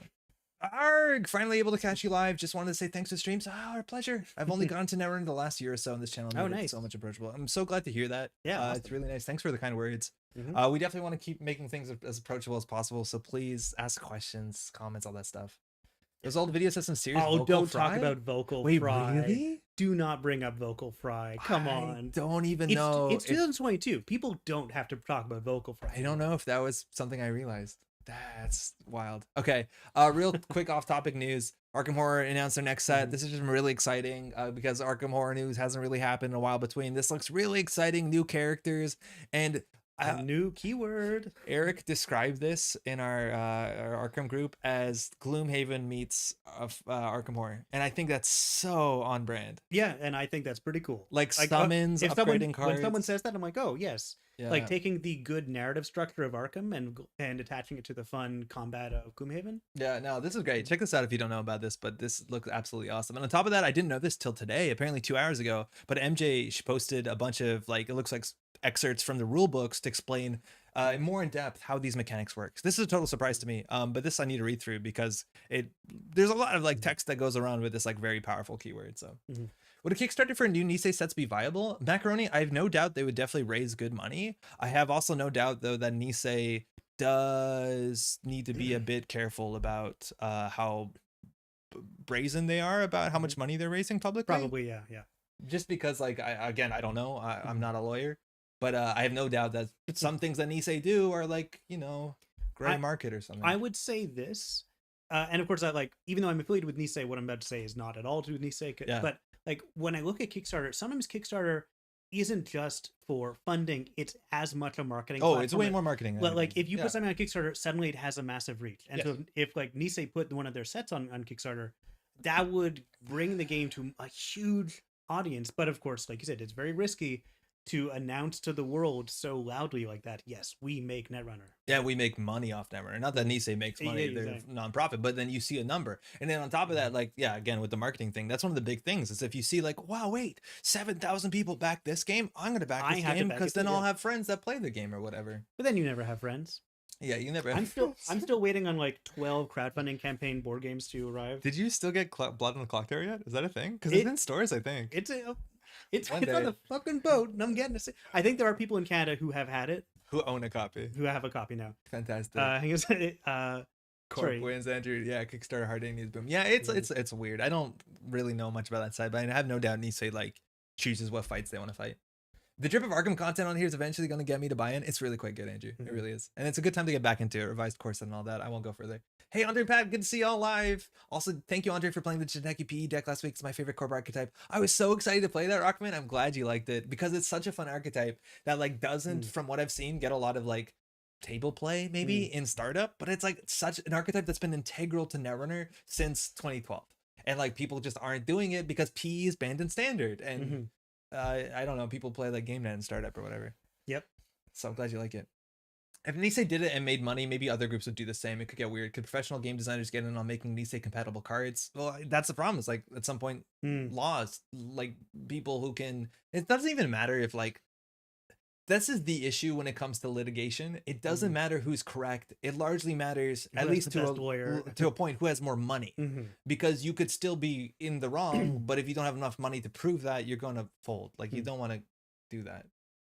Save personal evolution. Yeah, Richard, actually, that's a really interesting thing, too, because what's it called? Nisei has said, come the new set, that there is going to be changes to the most wanted list. So one of the things they said, like, a year ago or it never happened or before Worlds is that they made certain changes to the most wanted list that weren't meant to be permanent. Personal evolution actually becoming banned was a response to Worlds, but also they said was integral to Midnight Sun. And maybe we'll see something in a week that shows like, oh, a world, maybe P like, I don't know. But the point is they said something about that. Yeah, I remember them saying early on, like, Midnight Sun has cards that they built with PE in mind. That was the word. And so it's not. And so, like, the PE being banned in standard was never going to be permanent. Yeah.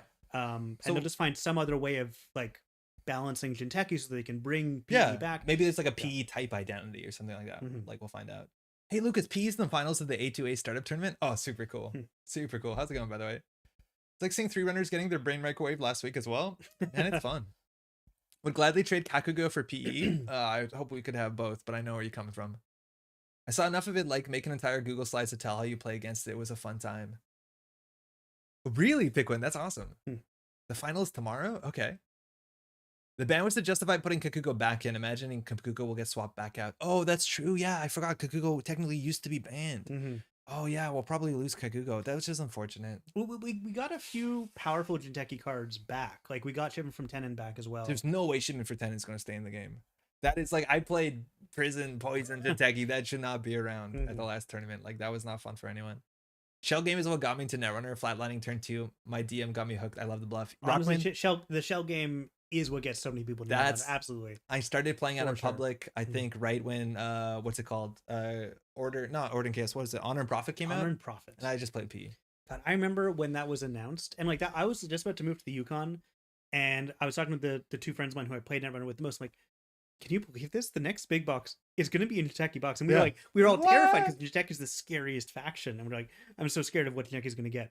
In the end, it didn't.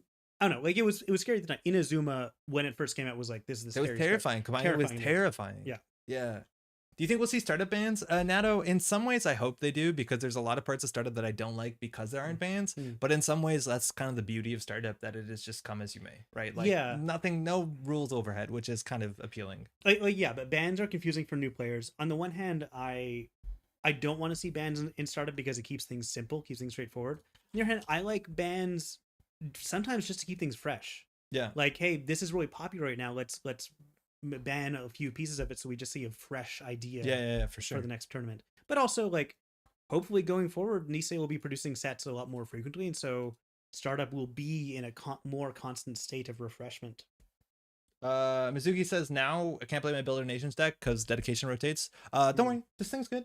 This thing's really good. Wall to wall really good. This card is like really quite good. People don't play it. Ban Rizeki, yo, ban Bad Tap. Come on. Yeah. I think if startup intended to be competitive, there should be a ban list. So that's a wild thing about the history of startup, though. Like Nisei did not. I think Nisei has said that they didn't. Maybe I'm wrong. Citation needed, but I think Nisei did not heavily test startup as a format. Mhm. They just had it as an option, but they didn't like test it competitively. From my understanding, maybe it's a bit different now, but like, yeah, whether startup will ever be a competitive format is a different question. I don't even know if it has to be. That's good. I don't spend much time talking with the devs and playtesters at Nisei. Obviously, they're kind of pariahs within the organization. So I don't know if they like think things through. Like, oh, should we arrange this set? Like, what do we put in Midnight Sun? What do we put in Parhelion? Yeah. To balance 'Cause startup. I don't even know if like FFG did that.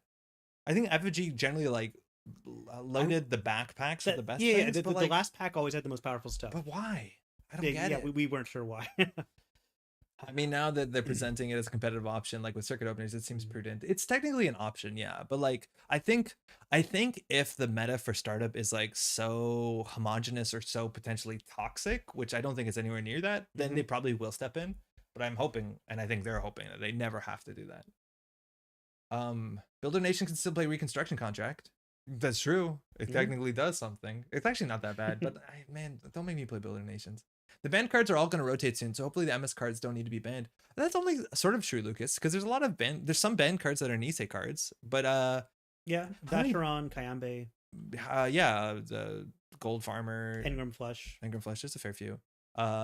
These are the cards that are rotating on top of like from Mumbad. I don't think there's that many of them are banned, right? Like it's like Clone politicals, Clone Suffrage. I'm gonna miss Jeeves.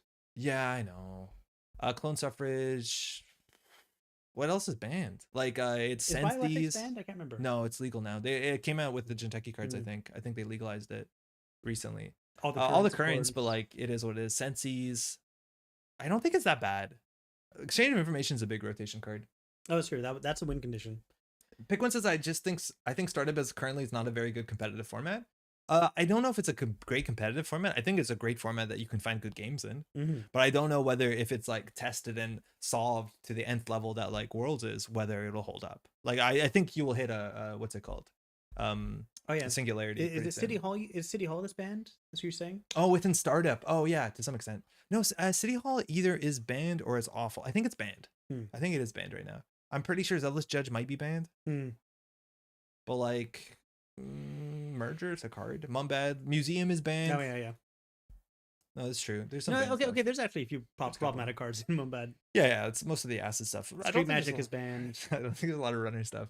Bankers are out. CTM's gonna lose. Yeah, CTM loses a fair bit. Like it loses, I think, Mumbad Virtual Tour. It loses Bankers. It loses Mumbad Temple. Oh, true. It loses Exchange of Information. So it's gonna actually look quite different if it's CTM, CTM does lose a lot. Yobu 400% dead Tokays. I don't think I've seen your image on Twitch. That's nice. But yeah, no, it's a problem. Hyobu already infinite percent dead in standard feels bad. I've heard people say that Hyobu's like not the worst in startup, and I've never tried it.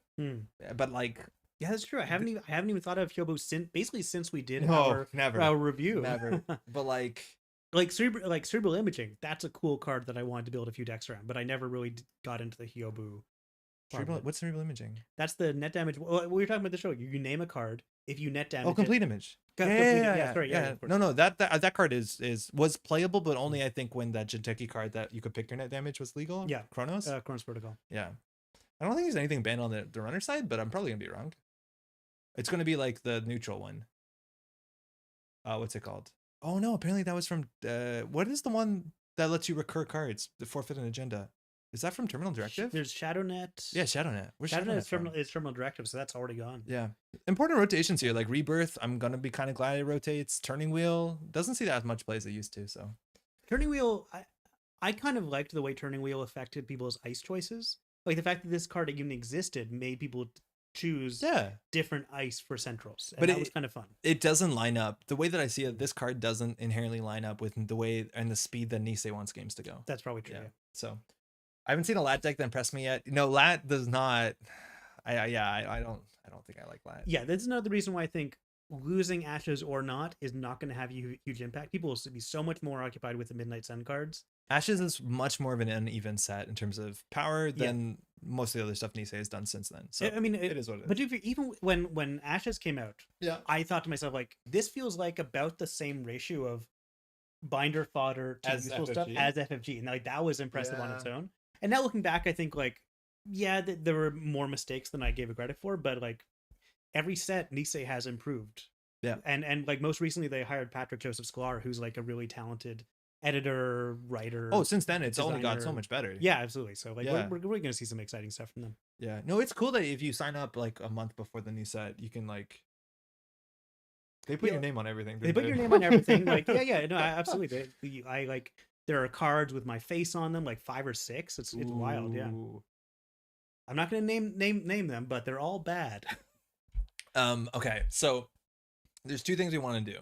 Okay. I'm worried that we're not playing enough Netrunner. That's always a concern, but we can hang out. I just want to ask a question because I spent like an hour running some numbers, and I want to ask you yeah, something okay. that I learned something important, I think. Okay. And this is something that is actually quite relevant when it comes to card games in general, and I love Sure. having these breakthroughs because they kind of impact you going forward forever. So humor me for this.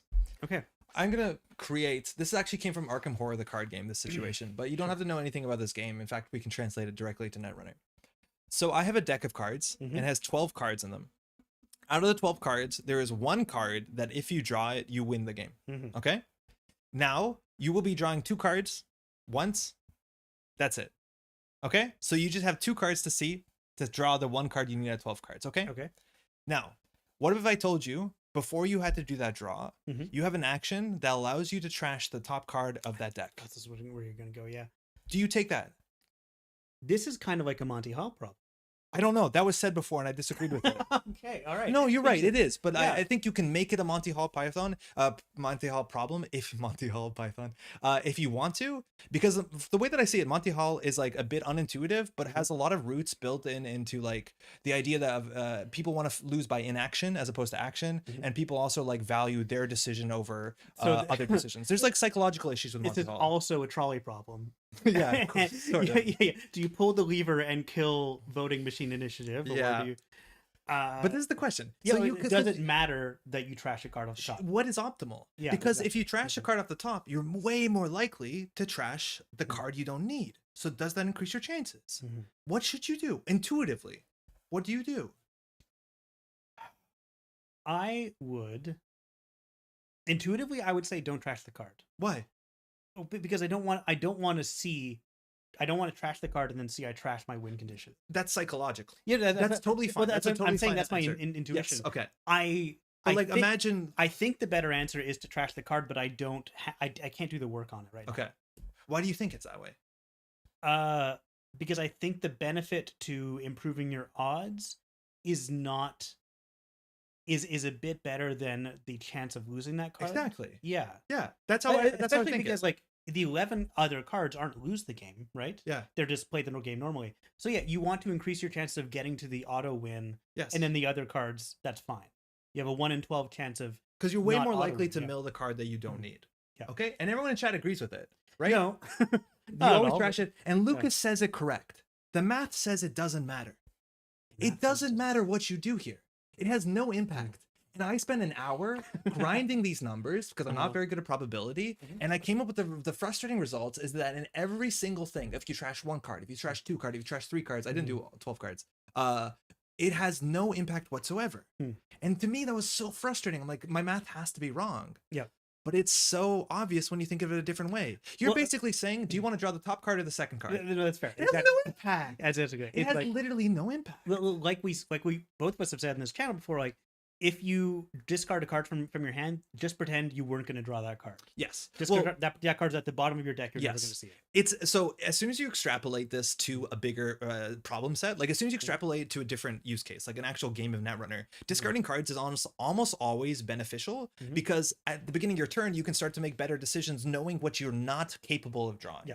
That is one of the big things about why trashing cards also it's not that worse, bad in the bad. Like in card games, also you have recursion, all this stuff. But the point I want to hammer home before we lose it is that in that situation, and a lot of people in chat, just like the way that I said it, think you should trash the card because you're more likely to trash a bad card than a good card. It inherently doesn't matter because you're basically saying, do you want to top deck or draw the second card or draw the third card? They're all equally as likely to be a failure or success, which is like, honestly, to me, I think I have made so many not bad decisions, but unoptimal decisions, not understanding that fundamentality, which I feel really silly about. I mean, like the thing you point out that, yeah, you could just imagine that you're drawing the bottom or the top card. like that's kind of a Monty Hall thing as well. Like Monty Hall doesn't seem intuitive unless you think about it from a different perspective, in which case it's very obviously intuitive. But the Monty Hall does have other issues, just like you brought up, that people want to fail by inaction than action. People also inherently value their decision. They'd be like, no, that's the one I chose, so I'm sticking, right? Yeah, I'm smart. Yeah. Roketha has a really good scenario in mind. My dream game show is the problem where we have to choose between having our trolley kill one person or pulling a lever to kill either 0 or 5 people, and a smug game show host, don't know why I have to be smug in this, lets us change levers after showing us one set of tracks. I could have said levers at any point there. I went with levers this time. No, levers is all right. Mm-hmm. Yeah, no, it doesn't. It's wild. I spent so much time doing this, and like this seemed so like this came up at a part in Arkham with no spoilers, and we were so concerned. We were a couple beers in that we should trash cards because they'll have an impact, and then we figured obviously it doesn't. At least, like someone else brought this up, maybe Sanjay. Like you do gain info in a game like Netrunner or Arkham. Yes, gaining info is worth it. Yeah. As soon as it comes to a card game, and this is where it got interesting because I explained it to my group, and then immediately I think we almost fell back into the same pitfall, which is. In Arkham Horror, there's a card in your deck that is a weakness. It is a bad card. If you draw it, it hurts you and you lose your draw too. You're not drawing a good card. But the problem is inherently if you could trash the top 3 cards in Arkham, do you do that? Because trashing your weakness means you don't draw it.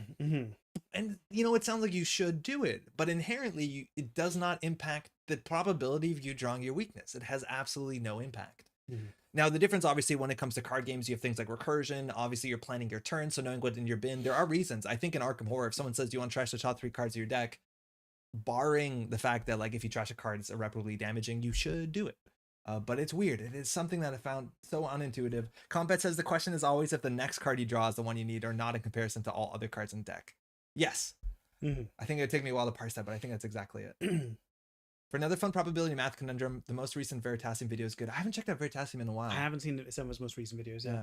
This is reductive, but not recognizing an action as a form of action is sometimes thought of as the difference between Indian influence ethical systems and European influence ethical systems. That's interesting. Whoa, that's cool. Yeah.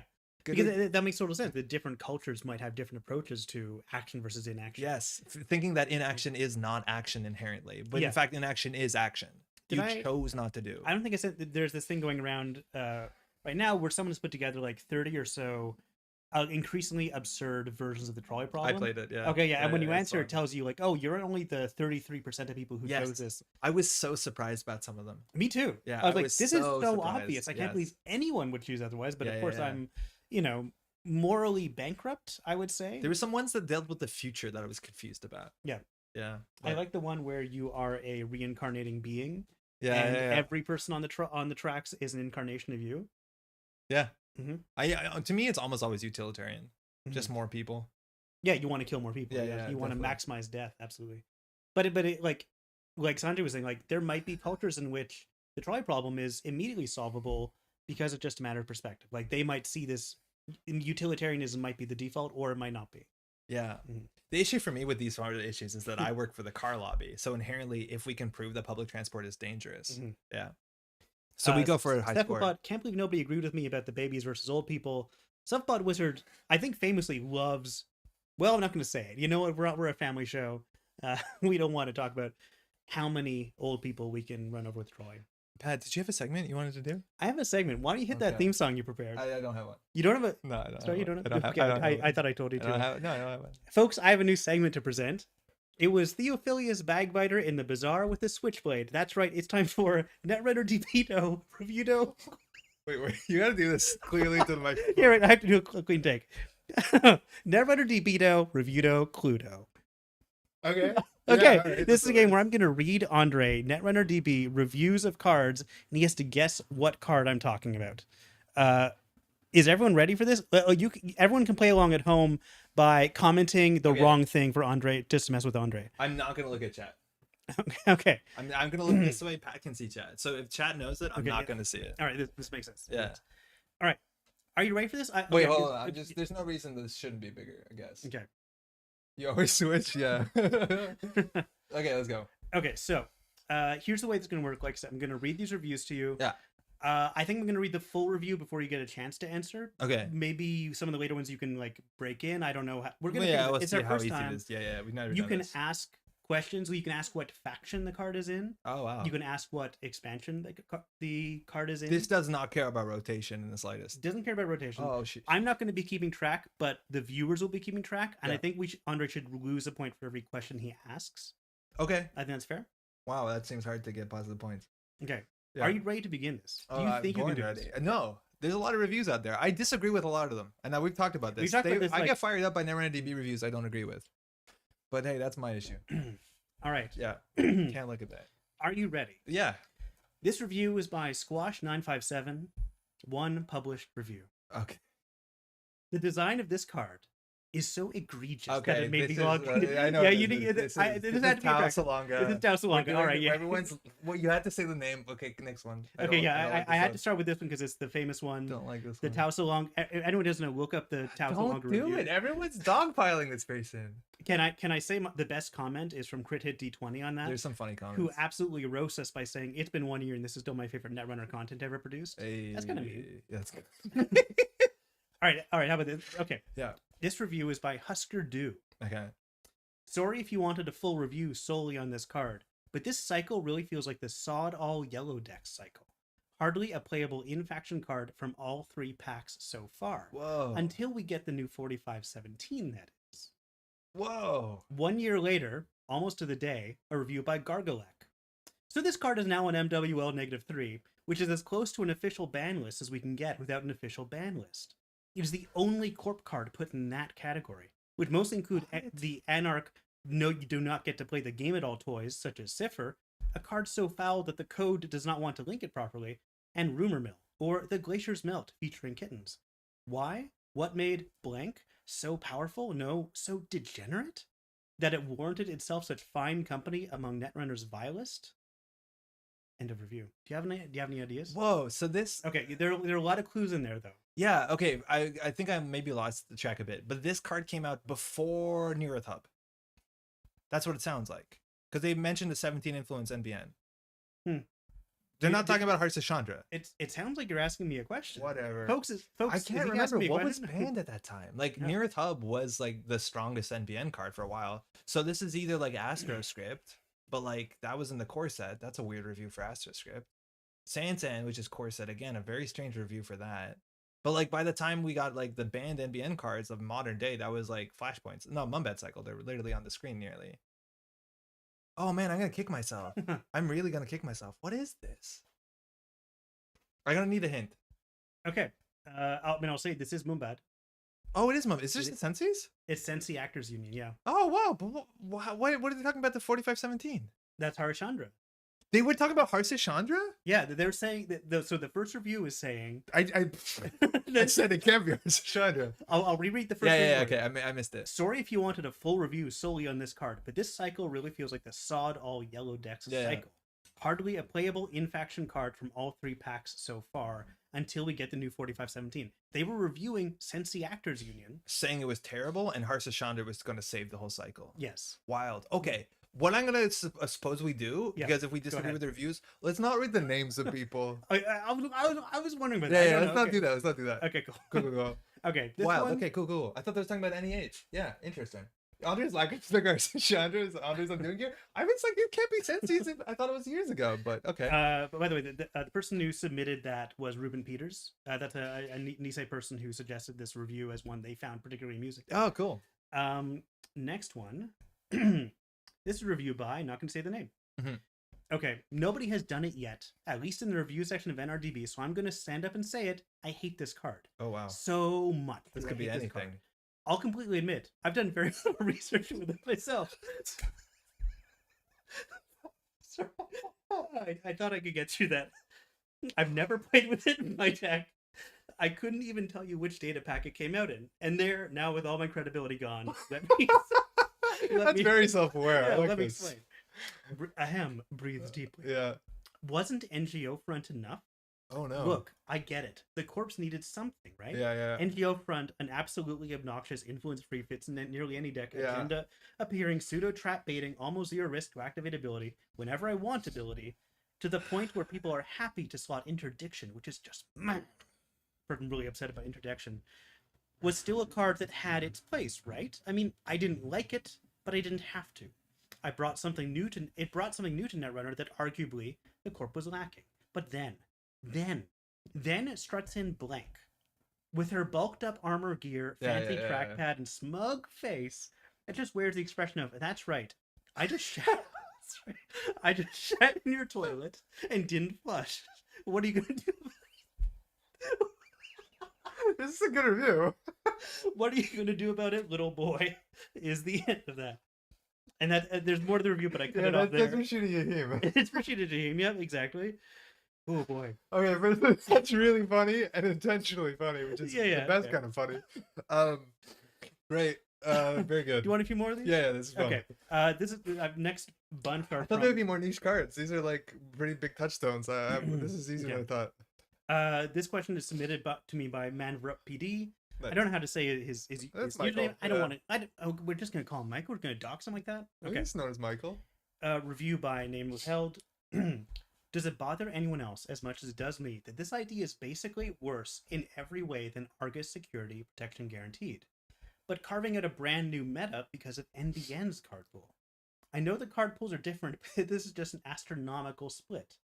Argus almost always forces your opponent to take and then clear the tag instead of suffering the dread to meet, while Blank forces a trace, thus creating the potential for a tag and paying for the privilege of the diminutive version of Argus's power with a hit to their available influence. I thought this was going to go Builder Nations, but this sounds like controlling the message. It's controlling the message, yeah. Wild. I've never heard that comparison. That's interesting. It's weird. I guess sometimes you end up with the tag in both, and that's it. Well, but back in the day, like floating an Argus tag was a very, very, very bad idea. A CTM tag, like modernly going forward, it's less of an issue because like the single tag punishment is kind of falling apart, especially with exchange. But that's interesting. That's a cool way of thinking about it. Yeah. Isengrin says, "I'm glad you guys only just started the stream and haven't missed several hours of content." Glad to see you, Isengrin. Yeah, Isengrin, how's it going? I saw your this was a while ago, but I'm glad that you got the single side Swiss at Fendixon. That seems like a huge success. Well done. Ooh. Okay. Dear Blank, my name is Elizabeth Mills. My name is Elizabeth Mills. Yeah. I have been waiting for you for a long time. I'm ready to trash you at no cost, showing the world that I'm not just a bad publicity removing machine. Looking forward to meet you, Elizabeth Mills. What location is this? That's a fun review. Sets a location that was printed a while away, so it's probably not Aesop's. They came out together. So what's like a modern location? So I would say things like the church. What are the Nisei locations? What's her name is a connection. Andy sitting on a chair. Class act. Class act is not a location. That's a human being. Off-campus apartment? It's off-campus apartment. Oh, nice, exactly, nice. That's a really good one to trash. Yeah, that's a really good one. It's one of the juiciest locations for sure. Yeah, that's a huge one. All right, this is the last one submitted by Manvrup. Nice. Bye, Michael. This is a few reviews I'm going to read you. Okay. So, first review. Pros. Most efficient way to repeatedly break an Orion placed on a remote server. Cons. Everything else. For reference, Breach can also break Orion at the same cost on a central server, and Cerberus can actually break it for 1 credit less, but for a limited number of times. Do you have any ideas? It sounds like Leviathan. Damn it! It's Leviathan? Yeah. Okay, well, we gotta pull these deep cuts up. Okay. Leviathan is awful. Deep cut, yeah, Leviathan's terrible. It was like 9 cost, 6 cost install, man. You for the deck list of the week, maybe it fits in for your Hushek. Yeah. But it was really bad all the time ever. It never saw any play. This card fits no format. No format. Really. It's efficient as all hell for certain very large values of efficient. That's good. Okay, that's funny. Even the flavor text is basically a Netrunner DB review. Yeah, we don't know what this is. The other review I was going to read was Breaks DNA Tracker for 6 credits, which is about as good as you'll get outside of Atman, Study Guide, Yogg.no with Data Sucker, NetReady. Yeah, all the things that people do. All right, and here's the last one I've gotten written down. Cam shrink? Oh, yeah, huge. Thank you. 1 second. You can't see the card. Oh, sorry, yeah. We never have the camera. Anyway, I've been surprised by just how much I enjoy using this card. Yes, you heard me correctly. Please hear me out. I promise I'm not completely insane. ... Yet. While certainly not to be considered action compression, this card will let you get in a second attack while avoiding the chaos bag entirely. This is not that big a deal when playing on standard or easy, where you can whiff a few times without much consequence, but as the tokens get nastier and the negative modifiers get larger and the pop committed cards grows, I find myself wanting to avoid that bag like the plague. Because sometimes your second attack misses and a ghoul spawns. That's not fun for anyone. Okay. Yeah, it sounds like a Netrunner card. It's definitely a Netrunner card, yeah. What? I was so caught off guard by the word chaos bag that can you do it one more time? Just Sure. the beginning. I've been surprised by just how much I enjoy using this card. Yeah. Yes, you heard me right. Please hear me. I'm saying. Yeah. Well, certainly not being considered action compression. This card will let you get in a second attack. It's just like a second. Wait, sorry, I cut you off a bit too soon. Well, certainly not being considered action compression. This card will let you get in a second attack while avoiding the chaos bag entirely. What gives you a second attack clicklessly in Arkham Horror? There's a bit of I have a chunk of a second review if you want me to read that okay. from context. After 4 years, I finally spent some time figuring out how this card works. The maximum damage you can deal is the same as with basic attacks, 1 damage per action. But attacks only deal damage when they hit, and the blank increases the odds of hitting, in some situations more than others. I have no clue because this is like a niche. I'm way worse at bad Arkham cards than bad Netrunner cards. And it is a bad Arkham card. I can just give it to you. Is it? I thought it was like going to be Time Warp, one of those on redo one, but it gives you another hit. Is it like level 0 Mano Man or Mano or like Monster Hunter or something? It's a neutral card. Oh, knife? Kukri. Kukri. Folks, he did it. He got it. You got. I played Kukri before. Yeah, I played with Kukri as well. So which ones? You got Leviathan. You got Kukri. You got Off-Campus Apartment. Did you get CTM on? Yeah, you got CTM on your own. Yeah, you got Rashida. I feel like Sense the Actors Union had some trouble with. I threw myself off the. Yeah. I said it's not Sensi's and then continued on my path. And of course, Tau Salonga with one of the most epic. Oh, you can get that in 3 words. Yeah, Tau Salonga in 3 words. That is the most strongly worded review. This is a bad card, but so it is. The art's fun. Yeah. Anyway, so folks, if you like that, I had fun with it. I think Andre got a good laugh out of it. Yeah. Okay. Look. Yeah. Okay. Go ahead. We maybe like there's some reviews that just kind of get roasted. Unfortunately, I really like the fact that people leave reviews. In fact, like for card games I get into, one of the first things I do is I go on like the reviews thing, like here ringsdb.com, and I just go to reviews and I read through them just to hear people's opinions on stuff. It's fantastic. It's a really cool way to hear like what people value and don't value. The people that write reviews are heroes. Now, that being said, there's a lot of reviews that I read that a lot of people see publicly and I disagree with them. And that's fine. That's totally fine. There's more than one opinion. Fantastic. Now, do I respond to them? Do I write my own reviews? It's kind of, I make videos, so somewhat to some extent. But if you see this and feel like pressured that your review is going to get goofed on, please, that's not the point at all. I was actually hoping that this could inspire people to leave more reviews because there's 2 kinds of reviews I love. One is like the very informative ones, like people who break down the math. Yeah. People who tell you like, oh, well, here's the combos, here's the synergy with other cards in the pool. And the other kind of review I really love, which I think a few of these are the called shots. People who say like, I know for sure this card is going to be in the meta for like years to come, this card is trash. I've never played with this card. I've done no research. I hate it. It's like, you're not wrong. Or like I love seeing those as well, and I want to see more of those. But like. Ideally, like a nice balance. Like primarily, I want Netrunner DB to be a useful resource, with occasional bursts of comedy. If anyone can think of more of these reviews that you think I should read to Andre on a future stream, I'll find some for you too. Oh Everything else is really good. Yeah, you can find me on like Green Level Clearance. I'm Scorpy there, so you can just find me there and message me. Oh no. Torch does it for 5.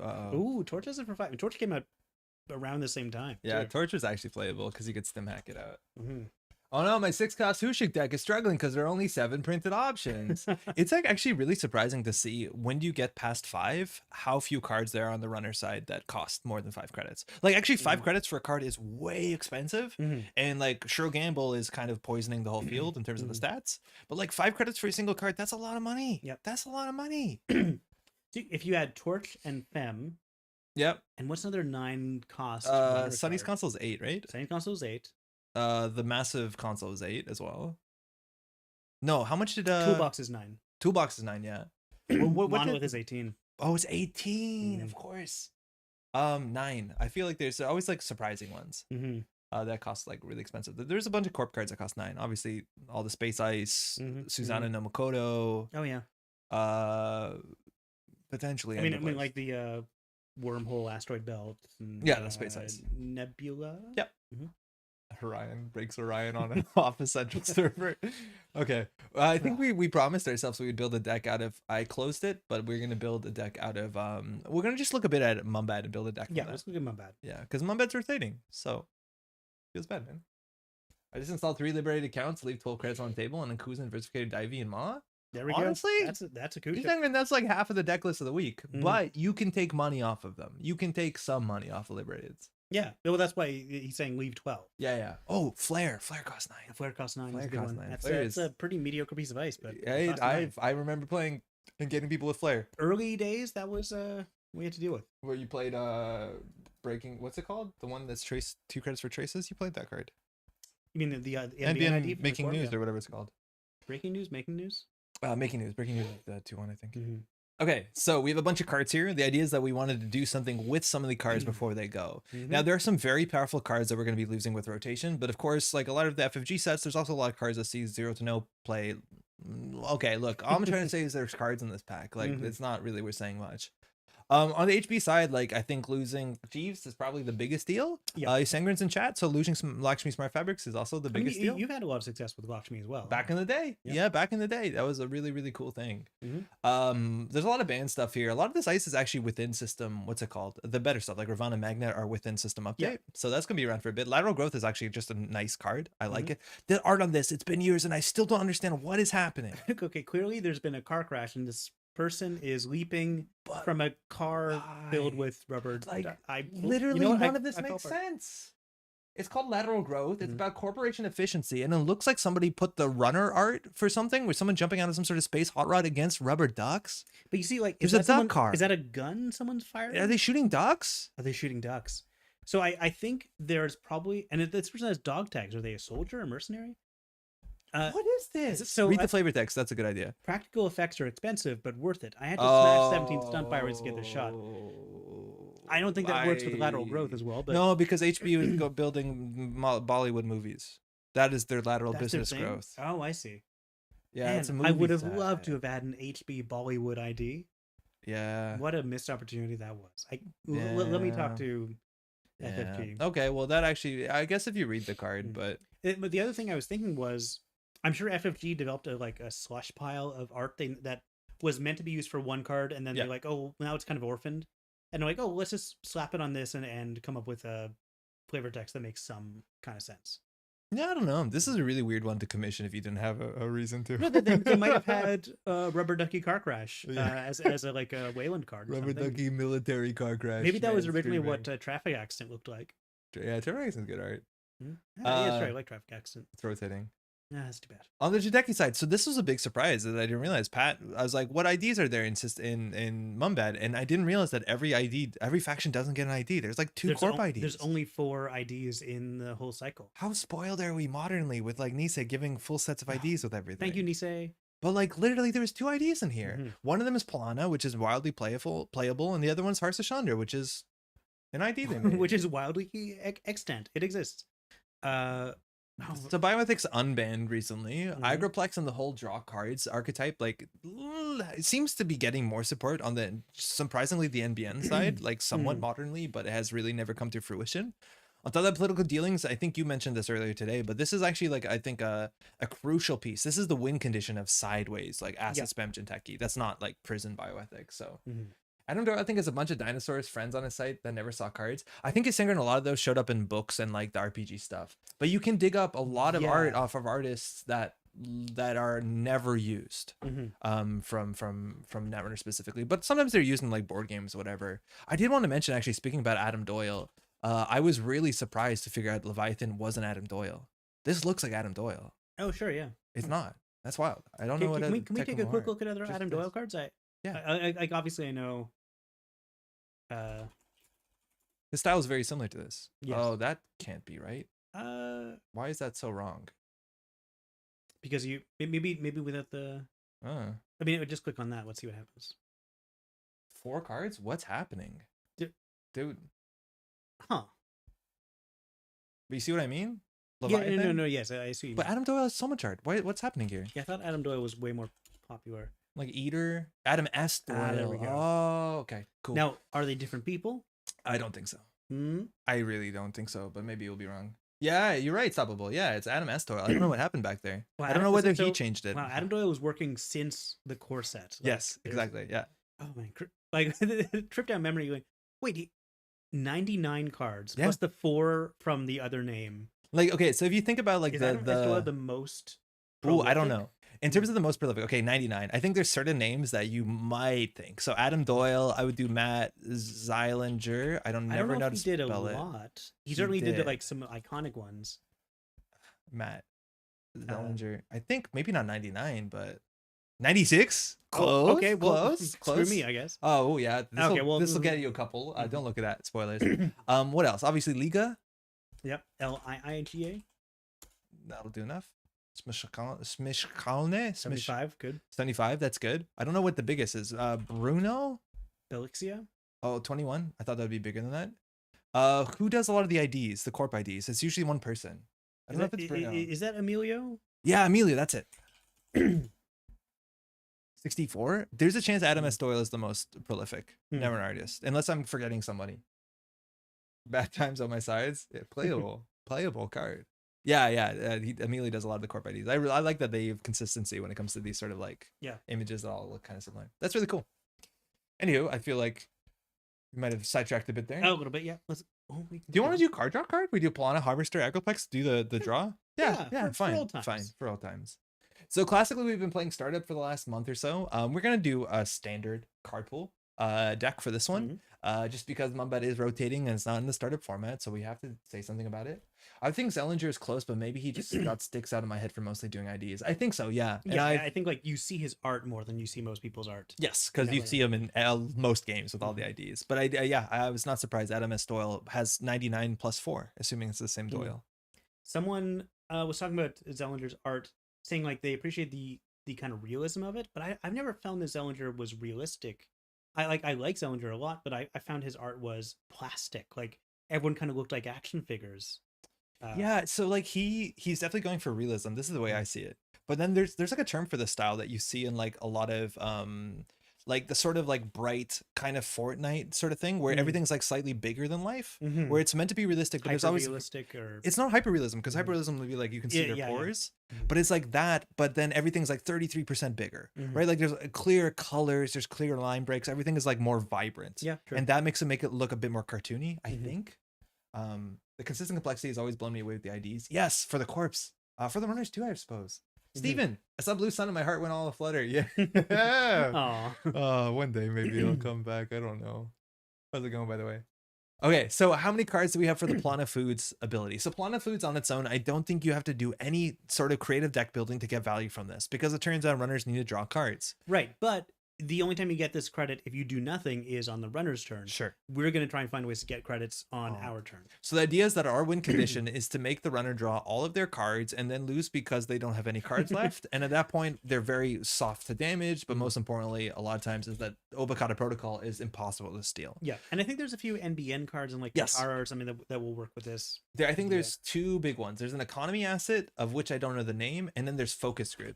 Which, if we play smaller agendas, so if they have a lot of cards in hand, we can use Focus Group, which is an expensive card, but it technically equals out. It's cheaper than Biotic Labor in some ways. In a lot of ways, actually. You can start fast evading agendas in hand if you are pretty sure they have a lot of cards in hand of the same type.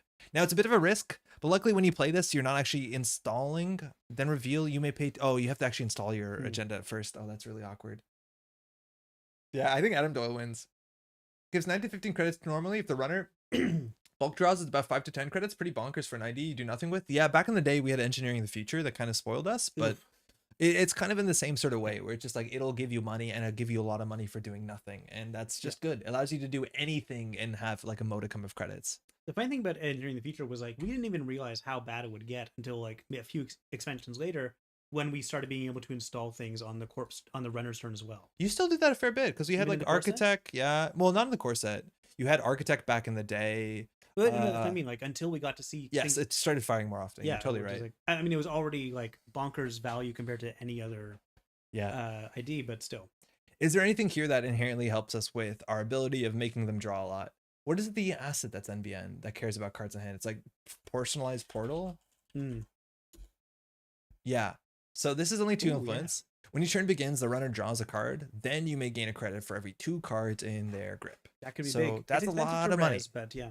But the idea with this is expensive to res, but it immediately pays out Polano. And then on top of that, they have a lot of cards. Yeah, I don't mind this. So we'll try this.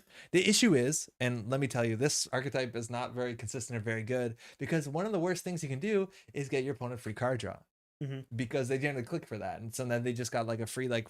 We're just saving them clicks. Yeah, it's not great unless you can really do something. That damage stuff will force them to have cards, somewhat of support, I guess, kind of. This seems worse than Agroplex. In some ways it is, but it can also be like a huge amount of money. Yeah. So we don't need this in the deck because Agroplex does something similar, but on its own, like this does get money. And this does get better also with Agroplex because you trigger them in the order you want. So you do all the Agroplexes first, so they draw cards, and then this. Yeah, we'll do Harvester for sure. I like Harvester. Yeah. It's fine. Tempo doesn't exist. yeah. Don't worry about that. Don't worry about that. It's fine. Don't think about that. Yeah, Harvester is like one of the good ones. We also have Amor if we just want to get cards off the top of their deck. But this is potentially quite disgusting if they hit this and are not prepared for it. A lot of times, if they have 1-2 credits, you're not that scared of running, let alone more often you're worried about having a Sentry Breaker than a Kogate. Mind you, back in the day when we had Komainu that scaled to hand size, you made them draw like 10 cards. That would be nice. But this has a potential. I mean, Saisentan is going to work well if they have a lot of cards in hand. I know it's kind of it doesn't work. non-bow with. It doesn't work any better. It will less likely kill. Okay. Yeah. No, it doesn't matter. So we'll play through your Harvester. Yep. Is there anything that else inherently goes into this list? Obviously, we have the Agroplexes. Oh, No. we're also going to have 300 cards in our hand. What do we do with 300 cards? That's the issue. It's like, do we have to play Acid Spam? I don't know if Agroplex works if we already have Personalized Portal. Definitely don't have them both down at the same time. No, you do, because that's how you get the most money. No. Why? Well, okay, well, we're not doubling down on the Polana credit, though. Correct. But like, it's like saying we're not going to do the most powerful thing because we want to make more money, right? Like, I feel like if we want them to lose for overdrawing, we have to do everything to make them draw. Okay. Right? All right. You're convinced. I'm back on board. Loot box. Why are you excited about loot box? Oh, I see why. This draws them a card. Okay. Well, but it's a trap that draws them a card. Huh.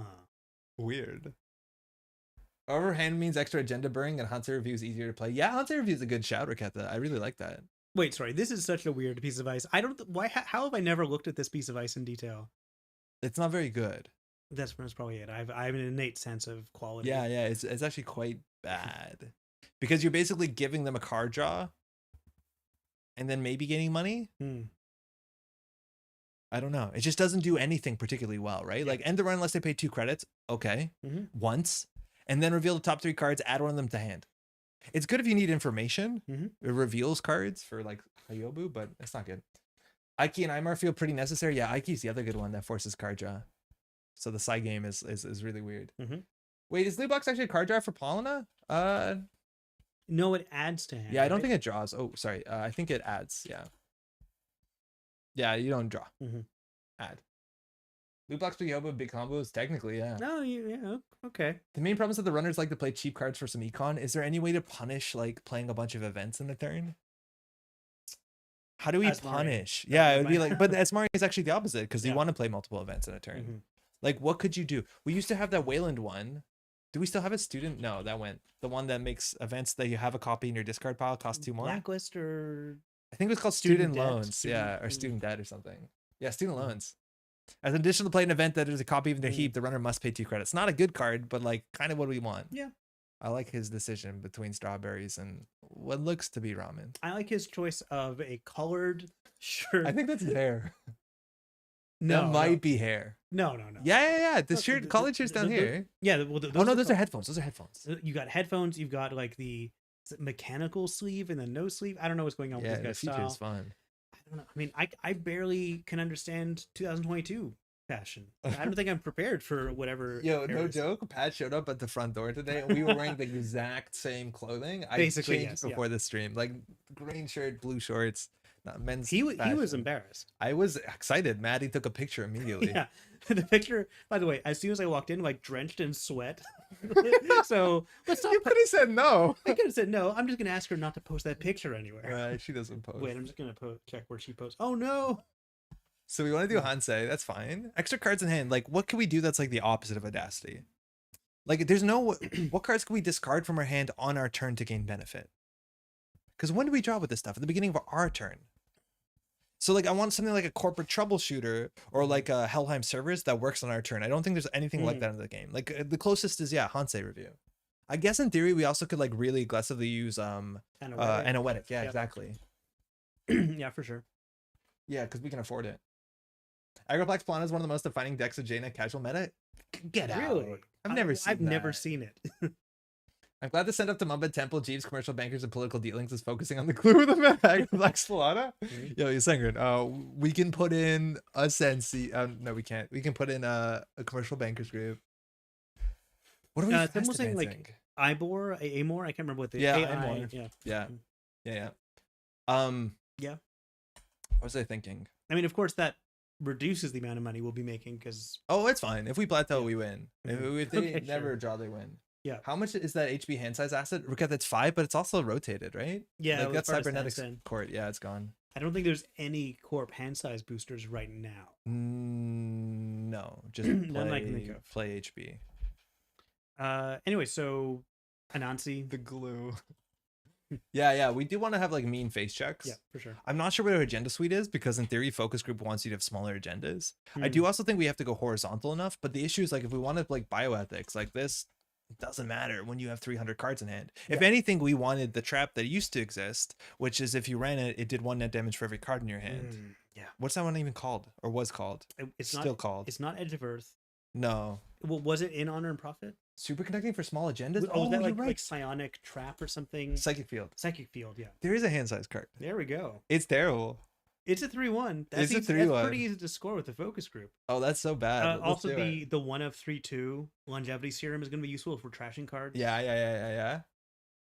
I feel like what we're doing is actually going to be more detrimental to us than the runner. Yeah.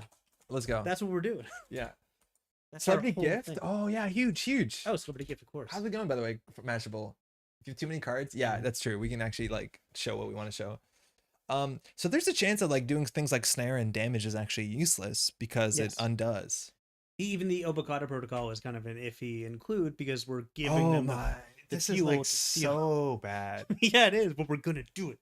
God and then we try and puner them after they steal. We've got to commit. We punered them after they steal, and so they already have like beginning of our turn they draw 4, and we complete image them. We can't even. Oh man, this is awful. What are we meant to do with this? Is there anything that came alongside focus group to support this? How do we see their hand?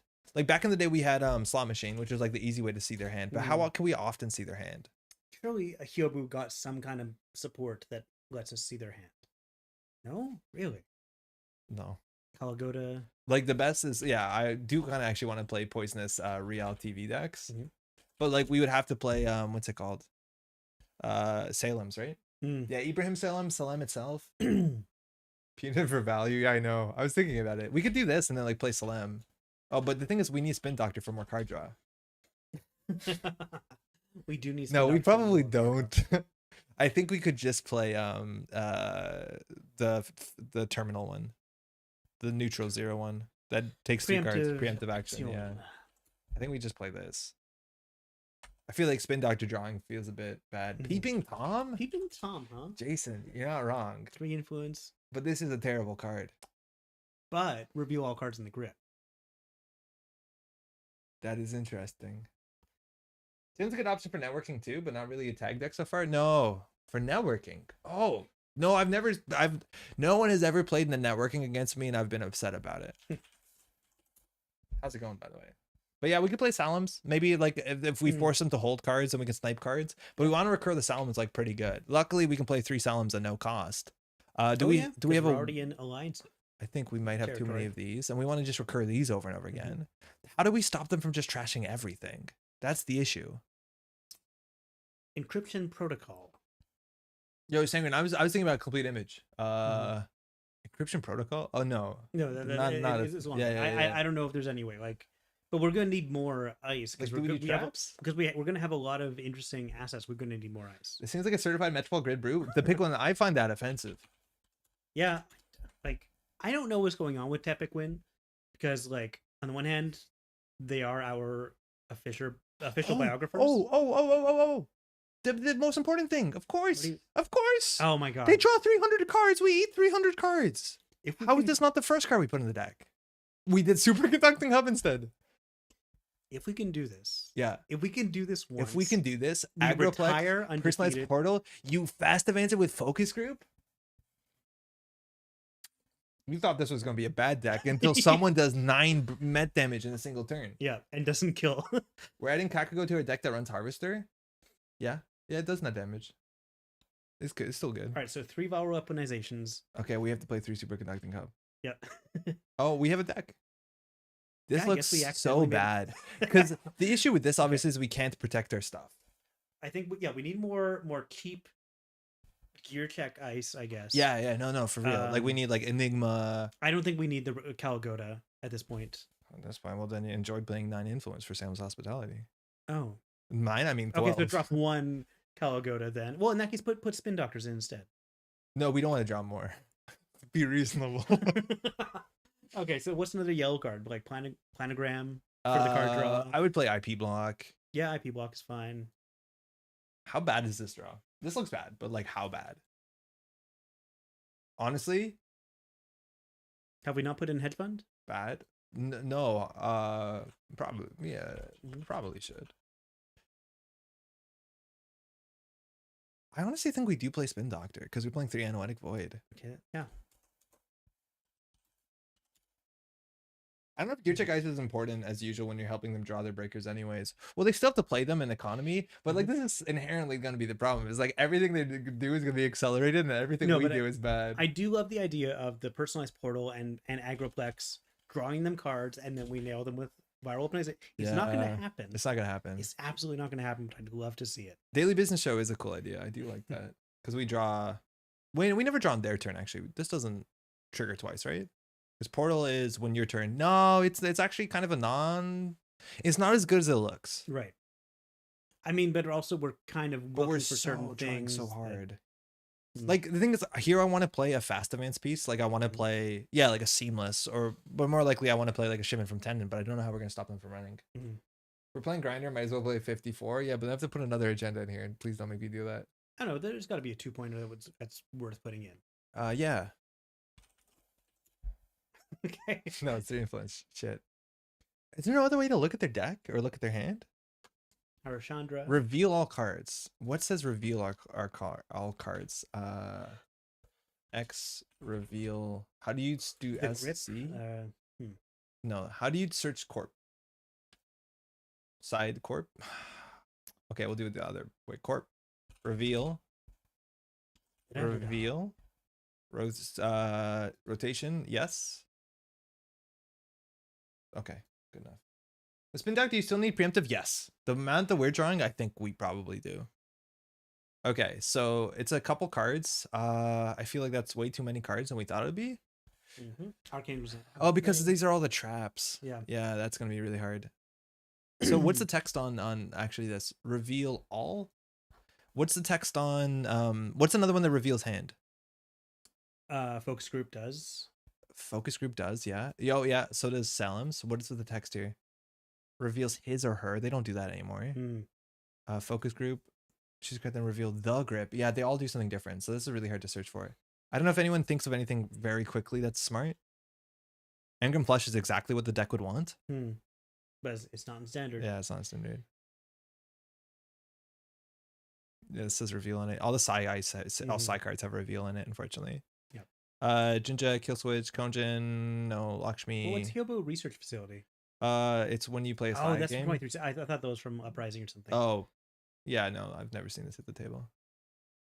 Mind Game, Mumbad City Hall, Open Forum? No. Nope. Is Peeping Tom the best we have? What's Public Health Portal? It's at the beginning of your turn. Reveal the top card and get 3 cards. Bad. Numbers are awful. 3 cards to your trash. That's unbelievable. Those numbers bad. are incredibly bad. The thing is, like, it was meant to be a 3-credit econ card with Hyobu, but Yeah. like, oh my Not worth it. god, oh my god, that's bad. I think that's it. Reveal the grip. Suchworth, how's it going? Yeah, I don't think that works. It's just all the cards have different text, unfortunately. Like they have a different way of saying this idea. Yeah. Standard procedure. Choose a card type, reveal the Yeah, gift. that's what we want. Mm-hmm. Yeah. Thank you. We got there. Stab trad. And funny enough, like this is the exact same like garbage we would inject into a Harsa Chandra deck. Like the whole play style, right? Mm-hmm. Okay, so we're at 20 influence, 19 influence. So we've obviously bit off a bit more than we can chew. We're going to need 3 focus group. So this is the core of it. Okay, 1 standard procedure. 2 standard procedure, good idea. The spin doctors is probably too much. And do we drop 1 portal and we just do aggro ply? No, we need so much card draw. I feel like we're gonna fix it by just removing this. Yes, nailed it. Okay. Salem's on 3 is like a lot. But Salem's was not taking up any influence. No, I know, but we have card you plot mean issues like that, too. yeah. So like 1 influence, we could just put back in a Put spin a spin doctor doctor. back in. Yeah. And we just have to 2 cards and we're like off to the races. Sprint for the last fixing?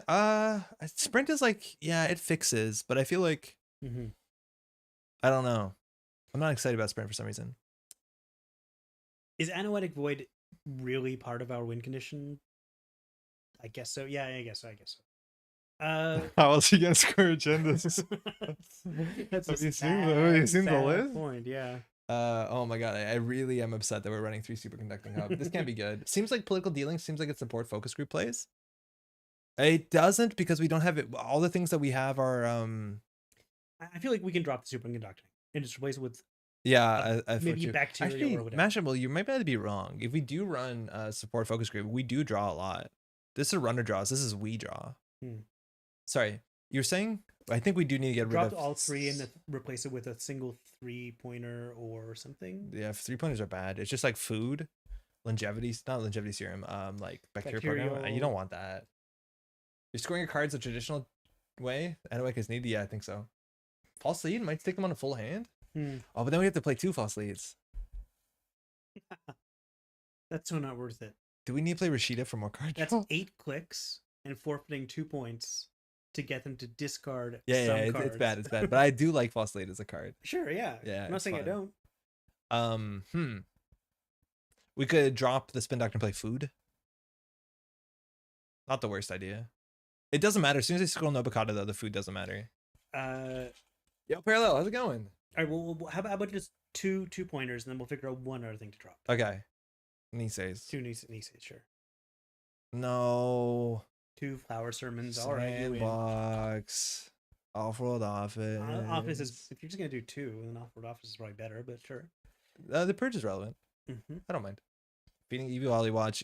Please avert Eevee from this. There's no way at such a young age Eevee should not be taking in this sort of idea. Yeah, I think it's gonna be affecting their young mind. Well, you watch. That's fine. Just please, maybe lower the volume. We're not being good influences right now, and I think people come here for us to be good influences on their children. Okay, look how good this is. Literally, turn 1 Agroplex Harvester. There we go. That's the game. Aki R&D.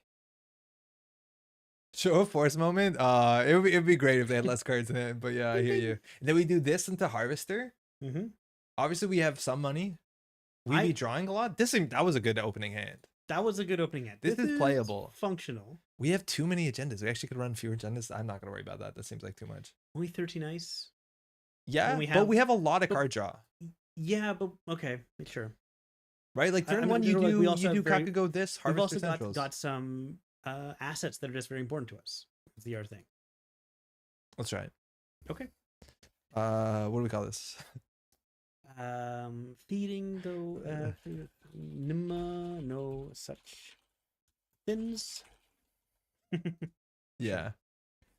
This is gonna go poorly, but if we do fast events out of viral weaponization, we're gonna feel absolutely brilliant. I would wish we had another way to get another click because getting 4. But how many do we need the same card with personalized portal? With focus group to fast events out? I really feel like we need more of these. Choose a card type, reveal the grip. You may play X to place X events and tokens. X is equal to less than the number of revealed cards of the chosen type. So if advance, we need to get at least 3 or 4. 3. Yeah, 3, and then we can advance once more. Yes. So we have to pick 3 of the same. Yeah.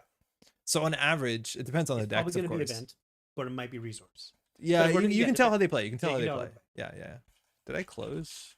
I did. Oh, Why would you have closed chicken? I don't know. Apparently, I just closed some tabs. Mhm. Fights Big Max plan ruin moment. I think actually that's pretty good for us because we can Salem's their like labor rates at the end, and they deck out so Obakata is safe. I wonder if we actually should play a snare or two just so that we do have endgame because our endgame is only Obakata and then everything falls apart. Corb deck. I don't like snare in this deck because it's gonna take up space in our hand. That's gonna be at a premium as we're drawing so much. Oh, and it's awful if they hit a snare with 8 cards in hand. Like, Yeah. is it that good? So the counter is keeping low hands and void face checking. The counter is just playing your economy, like just playing good Netrunner. Like good Netrunner will win. Yeah, I think good Netrunner will just win, because like we're basically getting you free card draw, and then you can just play your Stargate and win or whatever.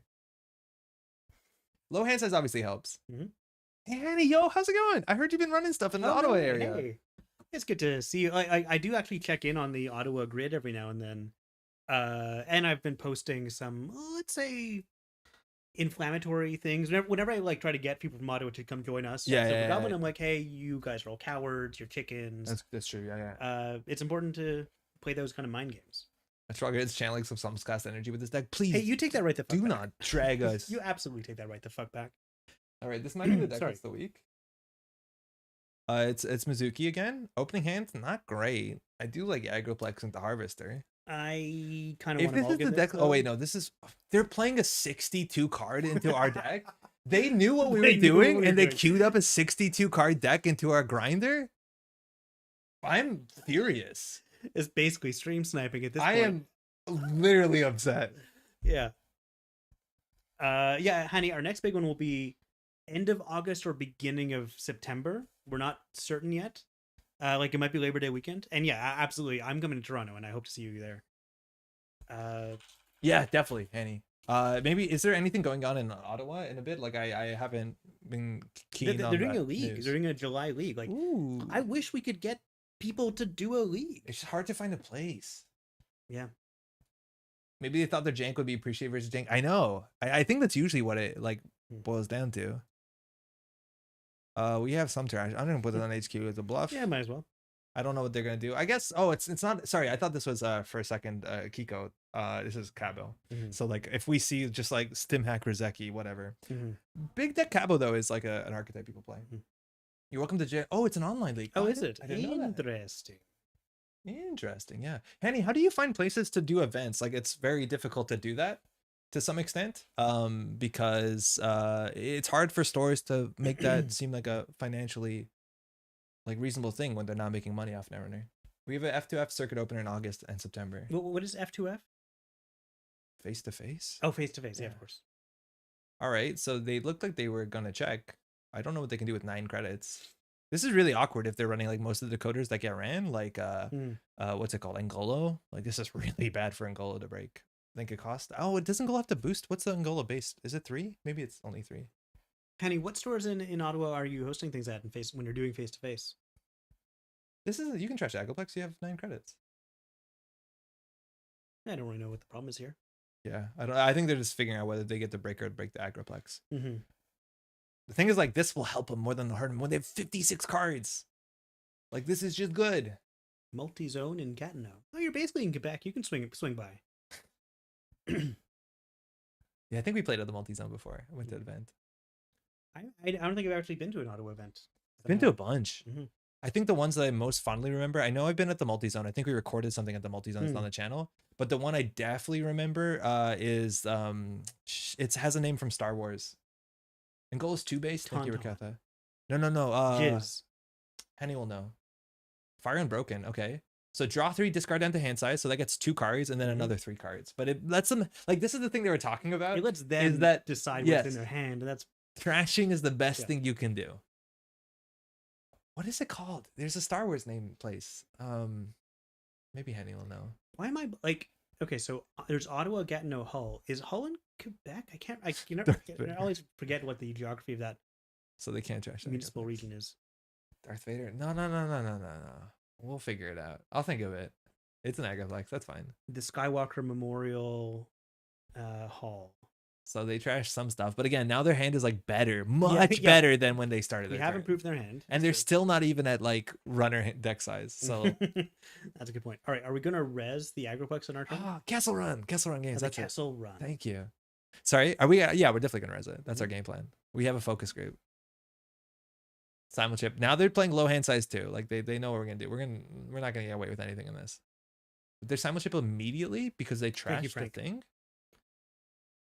Sometimes this stream is you playing a game while Patrick learns more about Canadian geography, and I think that's important.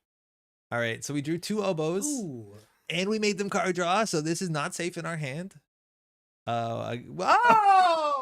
Full house. Oh boy. No, this stream is a full house. Just gonna go ahead. I think we fucked up. Hey, I don't think so. Draw one more time. I want to get the 8 credits because if we can res the Nancy, then we're actually safe. Okay, so credit. But then we have to hope they draw. Yeah. An anoetic. Yeah, probably. That's bad. This is fun. I haven't tuned in before. Oh, no yeah, Smink, we're like. This is a weird one to tune in for. We're in the deep end here. Tune into the next one. It's gonna be way more interesting. Actually, next week, and again, we've said at the beginning of the stream, we have spoilers to talk about. Nisa will start the spoilers. So next week, there's a lot to talk about. Yeah. Good thing we cut those spin doctors. We have 1. And we have 3 recursion cards.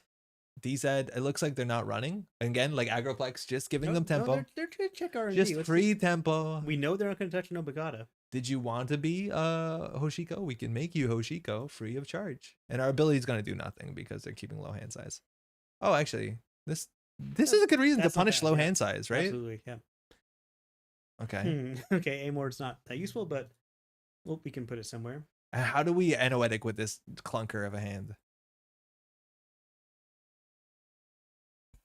Only could reveal your own hand for focus group. Yeah, actually, that's a good idea. Yeah, reveal 3 agendas. I like it. Carve your own hand. Taste our home cooking stream though? Yeah, well, okay. So like we do home cooking that's like, legitimately unironic home cooking. And then there's like try and play a terrible archetype that's never worked before in the history of Netrunner. What are the chances to slam down 3 oboes on a turn? I think we all would. We will definitely slam down an oboe if they're not going to card draw, and then really feel the wrath of our own Agroplex as they come in for us. It does make scoring 5/3s a lot more frustrating, doesn't it? Yeah. Oh, Beth, that's card draw. We can give him card draw. Okay. All right, we're on to something. Okay. What would be disastrous if we Salem's from hand? I don't think there's anything. Yeah. I mean, if we get rid of... I don't know at this point. Can we stable the obus together so they're 15-9? It would be worth it. Oh my god, I'd love to do that. Can we name Diesel? Yeah. Let's do all the ones that aren't card draw. Vacation. I don't know what to do. I mean, why don't we install the oboe and try a focus group? Because there's no way in the world. And then it costs us 8 credits to score an oboe, so we lose the game on other merits, right? Okay, so we put down the oboe and then we just click for credits. Oh, I've solved it. I've solved it. Okay. All right. Because you realize we lose the card drawing game, right? Oh, we have to throw it. No, we have to be brave. We have to put this on the table. The only way we win is if they trash every single card. We got this. Okay. Yeah, luckily if we draw a viral weaponization, like we will potentially be okay. There's a chance that we wanted the Salem's. Oh, they actually gained a click. Shit. We hit, mind you, she draws if you're between 10 and 14 credits. On 15, they get a click. They usually spend the click to draw. Because what's Mizuki going to do here? Run? Potentially. Yeah, come on, Mizuki. What you going to do? Samus turns your focus group next turn. Yeah, no, we could have played the I think it might have been right to play this. Oh, they did have Diesel. It might have been right to do the Salem's just to see what's in their hand. This problem is like we have by the time, like we need to draw into an agenda that we want a focus group. I don't think we want a focus group at the Obokata. Like the fire means the Obokata is really bad, let alone the Anoetic. We are absolutely getting hosed on every front. 67. They queued up with a 67 card deck. And this is their jank? I don't. Yeah, I am. I think Mizuki's trying to position themselves as the heel, as the nemesis of this stream, which I don't appreciate because that's supposed to be me. Yeah. And I don't like someone coming from my spot. I've spent years. This requires a successful run. Oh, that's too bad. It shouldn't. This card is bad. Didn't realize that was necessary. There's a chance they want this so that you don't cheese out on turn 1, but even then, like, oh no. We need them to okay, we'll set it up. We'll set it up. They have an MK Ultra in their Shaper deck. I guess they're playing Pawn Shop with like the birds or whatever. Oh, I had another click. I didn't plan to have 3 clicks. They're gonna brain damage themselves to make your deck worse. Yeah, I know. Yeah, it'll be fine if they do. But like, we're sitting on this. This is like way worse than you think it'd be on turn 5. But they definitely should consider running HQ. The issue is like, do they consider running HQ at 7 credits while we have 23? That's a harder issue. But they know our deck. Like, they know that we're not running punitive. They just ran. Oh, this is fine. We have a chance to get successful run. And I'm so surprised they trashed that. That's a surprising trash. Absolutely. Wow, dirty laundry for value. Because right now the agroplexes are doing them more. Good Yeah, than way more. Boy, interesting. But yeah, I think next turn, install the viral. If we get another piece of Maybe ice, we advance install ice, install the viral advance, but we can't use Anoetic. Not only do they light the fire, we have this as our hand. Like, the Anoetic is useless. Yeah, I mean, there's no guarantee they light the fire. You're right, there's no guarantee, but if they see that we res it, they'll maybe end the run and go back. The Monty Python problem, but it's 3 avocados. Yeah, maybe we do YOLO focus group. Yeah, I think we have to. Yeah, I think that'd be fun. We definitely have to. I just don't know what to call. It looks like it's so hard to read these decks in Shaper now because they're actually like pretty evenly split. Back in the day, they Shaper didn't has used to decent be. events now, and yeah. Yeah. But it's so hard to read this. Like, I'm pretty sure we need 3 of the same. Mhm. Okay, well now it's very impossible. Now it's impossible. Oh, they have Claw Threat? I guess you're right, they have Claw Threat. They just SMC'd for a Rizeki and an SM. Okay, well now, like, we should just concede. Why are we doing this? No. We have to believe in ourselves. Why did they cue this into us? Oh, this can't res. Okay. We can force them to do something. They have these down, but they don't have like Pawn Shop. This gets them to draw cards. They ran, but they have 3 cards in hand. We can IA the oboe. They're gonna draw. They can just light the fire. That's the issue. I think we're happy if we do that. Yeah, I guess we have to. Yeah, that seems fine. We're kind of happy if they do that. Yeah, okay.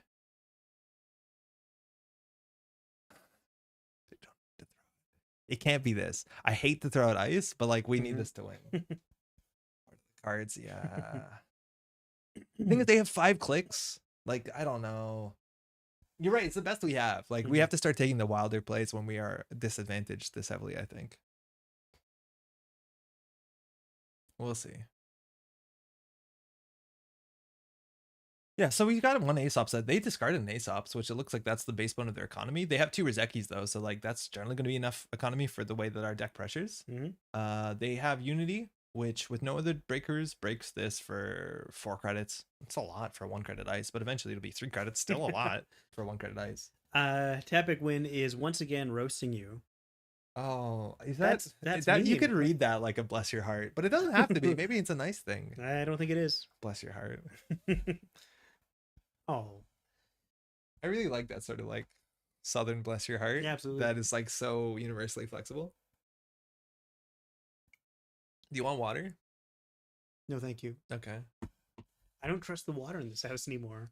We should do this in my place where I have like regular human water. Yeah, I think I said this before, but the government did say that our water is a bit more leaded than it should be. I have some sympathy, but you chose to build this instead of Jank Gagarin. Sangren. We'll get to that next week. Next week will be Order and Chaos. What's up there? Oh, they're trashing this? They're literally making us have no fun? Now I am absolutely upset. Did you say what's in here? What are you trying to do up there? I'm just gonna make it a bit brighter. Okay. Fire all. Oh, they want card draw? Is that what they want? It's literally good for them. Yeah. Oh, that's pretty funny. They trashed the paperclip. Okay, 6, and now they can run the Obakata. Out of the ashes. And oh my god! So they just have this is a deck that they rapidly built in response to us building. We should concede. This is like the perfect play for Obakata in the remote. It's frustrating. Is camera having tons of issues today? Not malicious. I haven't seen any camera issues whatsoever, but I know Twitch is having issues. Twitch is like struggling. I think a lot of people have been experiencing some sort of stuttering on Twitch, but it's not us. It seems to be Twitch just generally throughout today. If the camera has issues, let me know. It's just it's harder because like we need more light for 2 people, so I just brought the brightness up a bit. It looks okay on my side. Put down a pad tap. It's funny how they can run your ice for an advantage. Like go down to 0 hand size, run this, draw 6. That's pretty funny, I guess. Still equal in deck size after the ice. Wait, really? What? There's artifacting on the camera? Oh, really? Hold on.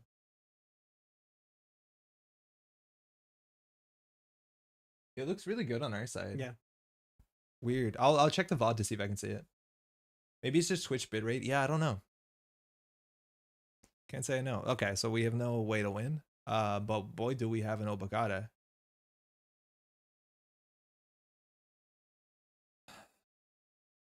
Okay. I'll check into it. The bitrate seems good though, but I can double check after the stream. So like we still have to believe in ourselves. But like all of these are integral to our game plan. I think if anything, we throw out the Obokata. They dirty laundried archives at some point, so it seems like they're doing it for value. Let alone if they have Out of the Ashes, they're a deep dive deck. YouTube watching, no artifacts. Okay, James, thank you. But we need this for ice. It's pretty good. It's really bad to score an Obokata behind this sometimes. Yeah. I don't know what to discard. I guess. Ice up archives. We just don't have enough clicks if we score this out, and we need to score this out. Are we gonna install personalized portal? Yeah, for sure. Turn? Yeah. This is the best we got. So they did dieseled, so again, they are getting credits. And if they don't run, this is useless. It's my internet, my bad. No, it's good. I mean, at this rate, they might actually exhaust themselves. Spec work to draw 2 cards? I don't think so. Not before we lose, if they can put on pressure. Like, they install a conduit, we lose. Simul chip, Aesops, dirty laundry. Like, literally just control shaper. I don't think we have a chance. Oh, they did actually check archives that turn. Nice. They ran. But they only have 4 cards in hand. And we have another focus group. Oh, this is the worst. This is straight up the worst. I wish we had seamless for this. It's really hard to score this out. Oh, actually, if they run, we could like focus group it for 1. Yep. So I'll draw. Oh, please. Anything but this. It's funny because Noetic actually protects this pretty well. I wonder if they'll run a non-advanced card. Double focus group? Huh. That was an interesting option. The second focus group will be the better focus group. That's double focus group is actually kind of sick. Yeah, that's pretty cool. Yeah, I didn't consider that. Yeah. Viral focus twice is correct. Oh man, that feels bad. We'll still have the option if this survives, admittedly. But if they can't run, we can't score this. And that's very sad. That's so sad. There's no way they're not in clot though. I don't know. Like they have 15 influence spread over 67 cards. We've seen paperclip. I'm assuming 3 harbinger. The timing of clot is weird with focus group. They might not. They'd have to focus group before the second. They have to clot before the second focus group. Yeah. It's been how many turns after drawing 3 obos and there's still 0 points? The game is still afoot. No, for sure. It's just like we don't have a way to score these agendas out. Like the game is afoot. Like so wild. Like such a. I don't know why you should just run. Like if it's anything, you jack out, right? And then just come back in. I miss Kill Rain. Yeah, they have Kill Rain. They have 5 clicks. Oh, they did call it Claude in chat. Did we not realize? So wait, in the chat for the video for the stream or the chat for this game? I think in this game. Oh, did they do it in? Did they do it before? Okay, let's see. So they're not installing the paperclip. They asked them to see the Mayfly inside. The Claude is getting less likely. Okay. So we hit a deep dive. That's kind of neat. And so these get trashed for brain damage. The brain damage hit, mind you, another deep dive. Wow, they lost 2 deep dives that turn. I feel like we came out ahead. Okay, this is feeling okay. I don't know why they did that. Like, I don't know why they. That was very risky. Like, if you already have. Like, if that's just an anoetic into a Rashida, like, fine. Like, that's bad for us. They've made a successful run. We can longevity serum the viral weaponization back into our deck. Yeah, but they only have 2 cards. Damn it, you're right. Well, they've got 4 clicks. Yeah, I know. And this gives them a card. So we'll see. But yeah, no, this is they're playing around this. I think we have outs. We do have very narrow outs. Yeah. But they still have 25 cards. They've drawn a lot. How much have we trashed? I think we've forced about 8 cards out with the harvester they chose to run through. Oh, it's going to be a couple more. They could mayfly this, but that's not a permanent solution. So that's 3 more cards down. I'm surprised. I wonder what happens if they hit like an Anansi here. What they do. So we hit 2 DZs and a pad tap. Mind you, we probably should deal with the pad tap sooner than later, but they already have 2 Rizekis. Is there a levy equivalent? The closest is a card called AR Harmony Lab Access, something like that. But it allows them to put 5 cards back in their deck. They have to be different cards. But there is no equivalent to shuffle your deck back. They trying to do a deep dive turn? Yeah, Might... maybe they're doing a weak deep dive turn. It's good we have all the agendas in hand. They can't steal the avocados too. Wow, they actually did that for 11 credits. Hit the avocado, please. They hit the focus group. Okay. This is why we keep snare for like you add the snares in the last minute before people queue up and play with no cards in hand. Are they deep diving? There's no way. We hit 2. Yeah, the likelihood that they had 3 in hand while still having like 40% of their deck still to go. Yeah. Seems unlikely. Mind you, they also did brain damage themselves, so the focus groups got, I think, a fair bit worse. Yeah. Let alone this thing got worse. Yeah, it's not bad. It's not bad. It's not bad. Is an interesting kind of kind of weird how that works. APOC still exists, yeah. If I were them, I wouldn't do it. Although they do have Aesops clearly, but it's kind of a risky play here. Yeah, I don't think they would. I don't think they're on APOC. But all right, no deep dive turn. Yeah. Joke's on them. We're getting 1 credit. And they gained a credit. Move the browser to the other monitor, then add snares. Exactly. You got to do that between games. Okay, so they ran. Okay, longevity serum. They ran. Try to fast advance with longevity serum. But what do you call? I think call event. You really think? I feel like that's the one card they'd play as soon as possible. Okay, so you think? Do you know how much this cost to fast advance? 1 advancement. 6. And then 3, 5 more.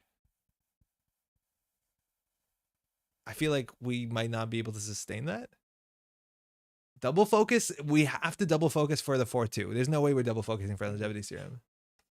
I think we have to try the thing that I'm trying to say. I think we can wait till next turn because we need a hedge fund. Okay. Because if we do that, we're never going to get economy again. What does that give us? I don't know. If anything, you sounded excited, but I don't know what that gives us anything. The one target is deep dive, but it kind of did its own work. Did we just put Obakata in the remote? Sure. Yeah, okay. That's not bad. That's a play. Despite how bad this feels, they have 0 points. Sure, but they're playing control, right? Like at some point we can't score out if they play it properly. Like if they just put a conduit down, like we kind of lose. Potentially. We really need to deal with that pad tap sooner than later. It's giving them a credit on their turn and our turn. Sam, so you know what to focus group? Yeah, but we can always do that first. And then hope that we don't have to double focus group. CBS, but I don't think we want to focus group until we get the 4-2. That being said, we can always focus group the longevity and put back the focus groups, which is like weird, but you could do it. Oh, they have an Aesops. Yeah, they have a lot of money. Too much faith in your other players. Okay. Checking R&D. Hit a snare. I'm just gonna trash it. Oh, now they're deep diving. Oh, dang it. Well, there goes the viral. All right, she's gone. 4-2. Believe in the BS. They could deep dive here. Maybe we should have sailed for deep dive. Oh, we didn't give them a 5th click actually, and they did not use their out of the ashes. So I don't know if the deep dive is happening right here. Because mind you, we do want to give them a card draw. We want to stay between 10 and 14, just to keep them. Oh, good. Okay, they can't steal. One of those. Fine. They can't steal it because the Kakugo. Paperclip coming in for 3 because of DZ, taking the damage. They're gonna kick themselves here. Not that we can score this, but like, right, but like it's still very satisfying for us to see this happen. Yeah. So that's in there now. They also didn't. They did run. So focus group is alive and well. This could be a double focus group. There's just to get this out of there. Come on. I think you might be right. I wonder if we focus group once, see like 3 of the same card, and then we install the longevity and focus group the longevity instead. Yes. On top of this to get it back into the deck. That would be great though. They just VR-cationed. Oh, but they discard 4 cards. They have to discard 2 cards. Down to 4. Sorry, yeah, down to 4 I meant. But But they're gonna this draw is 1. good. Wait, this is good. Now we're playing Netrunner. Okay, what are we calling? How many programs? It's expensive seamless launch. I have to believe that the programs are nearly done. Yeah. Resources or events. So they haven't played a Sure Gamble. True. They have only played 1 VRcation. No, all VRcations are out. 30 laundries are out. Hardware, I think they're playing the full set of DZs and Simals. Everyone calls them those short names. Shit. I think event is usually safest, Yeah. right? Earthrise Hotel, Main Clock, Overwork, 2 events. 1 hardware. It's like the worst. It's like the worst. Option. Yeah, yeah. So we okay. can't score out. We could have scored out the longevity. But we didn't know that. No. How could we know? Oh, so frustrating. And now we're gonna lose that, and we just paid 5 credits on top of it. Well, then let's just score it out then. Oh yeah, you're right. That's an option. Mm-hmm. That's awful. Let's do it. This is an expensive seamless launch. I don't think people usually play that card like that. No. Yeah, we could. Why can't we score it up? Because we just played 11 credits for this. 11 credits. No such thing as tempo is such an accurate name. We're on game point. Yeah, we on are. game point. But we Yeah, have no fast technically, events anymore. We we're threw on out both game of them. Okay. We threw out both our fast And they event have- cards. Way too much money now. Admittedly, though, like if we get this back into our deck and we have 4 recursion cards in 25, we have a game. Mhm. We do have to go open How many notepad.exe. preemptives do we have? Earthrise came down 3. Oh, okay. Pantograph. So we know Mayfly overclocks backwork. Mhm. They played so Mayfly overclock. R&D last click. So come on. They know we don't have snare. Like this sort of plays frustrates me. Celebrity gift, not great. Imagine you could just put biotics in that spot and save some credits. Solomir. I don't think you understand how this works. Yeah, okay. Let's not be disrespectful, Solomir. Prodigal Son returns. Okay. Yup. What? And an Agroplex or I fear you're right. It's probably the Anoetic. or a hedge fund on it. Like we have so little money, No. We gain 2 credits a turn. they're gonna trash that. No, they won't. Okay. They will. They will. No, because it gives them pad tap. Yeah, no, they just draw anyways. It doesn't I matter. mean, we've thrown out a lot of ice too. Yeah, but like, you know what kind of ice this is? Good ice. This ice has no impact on the game. They're on 12 cards. They were at 67. They're down to 12. That's how efficient. Uh, All right, so it's Agroplex or hedge. What is it? I'm doing Agroplex because it's fun, and they might trash it for 5. There's no way we play There's this. no way. Right, there's no way. Okay, so we know Mayfly and another card, but they Overclock? drew a fair bit. Yeah, Overclock Mayfly. Overclock Mayfly. Yeah, but they're going to Overclock HQ. You can track every card. Yeah, it's just 2. Mayfly Overclock. But we haven't seen a killer yet.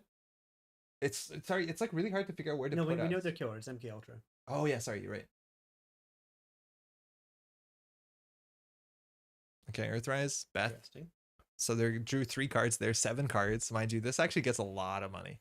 But no, brain damage. Brain damage. Brain damage. Normally this can get you 3 credits, but now we're only getting 2 max. I just want to see the prompt that asks you which one do you want to do first, Agroflex or Personalized Portal, and then like, you know, be clever about it. They're grinding themselves out. They are grinding themselves out. Like the Obicot is only getting more safe. They just played 2 sure gambles. Like I don't think they need 27 credits, but I feel like they just need to play the cards that they drew. Feed them an Oboe? I don't think so, That's because I think that's how risky. we might win. Because they're going to draw like potentially with Beth and Earthrise. Like we can just win off the Oboe. Mm-hmm. Eventually we will. Yeah. Running last click. Oh, Sam, I forgot we had this in our deck. Ooh, too bad. Too bad. Yeah, but no, I think we. Okay, so we know nothing about their hand. Oh, Overclock. We know Overclock. We could win. We just need 2 of the same card type. Do you think they have Clot? Jam the Viral? No, we could win. We just install Longevity, Advance, and Believe. We have to do an event. They did play 2 sure gambles. We have to do event. What else would they have? My heart, man. The chances that quad is in their hand right now, if Not they zero. have it, is not 0.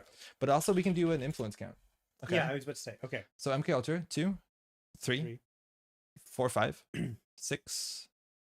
Bad taps. That's all we see here. Oh, pat tap here, 7. Okay.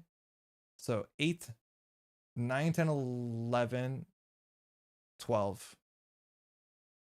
I'm assuming they have another pad tap 13 and then another Harbinger 14 and then like a DJ Fenders. I don't think they have Clot. Wait, no, we've counted all the Harbingers now. Phone call. It's 11:35. Well, we need to recount influence. Like we count. Okay, 1, 2, 3, 4, Yeah. 5, 6, 7, 8, 9, 10, 11, 12. Yeah. So you're assuming if they're playing the full pad tap suite, that's 13, Mhm. and then maybe another Harbinger would be 14. No. What I'm saying is we see all the Harbingers. Oh, excuse me. Yeah. So another pad tap would put them at 13. So they have 2 left. So it could just be Clot.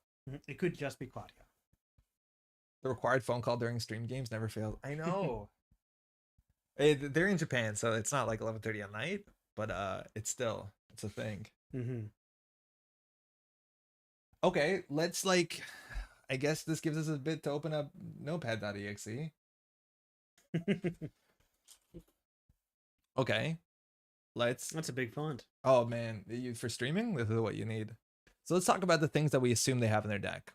All 3 Aesops is accounted for. Can you move that a little bit just so we see when they return, right? Oh, yeah, sure. Okay, right? So things that are accounted for, all 3 Aesops are there. So it's not Aesops. Creative commissions, we've seen 2. So 1 creative commission, potentially. Yep. We know that they have an overclock in No, hand. there's an overclock. We haven't seen any overclock. Oh, we've seen 1. So there's 2 overclocks that are question mark. Mhm. Yeah, introduced their 67 card deck, I know. Bifurcations are out. Dirty laundries are okay.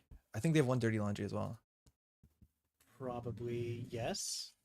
I think event is still probably the way to go.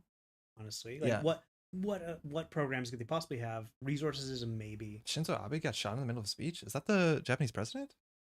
Wow, yeah. Or is it prime minister? Hmm. Oh, Kind of want to look that up. Oh, interesting. wow. Okay, no idea what that's about. That's wild.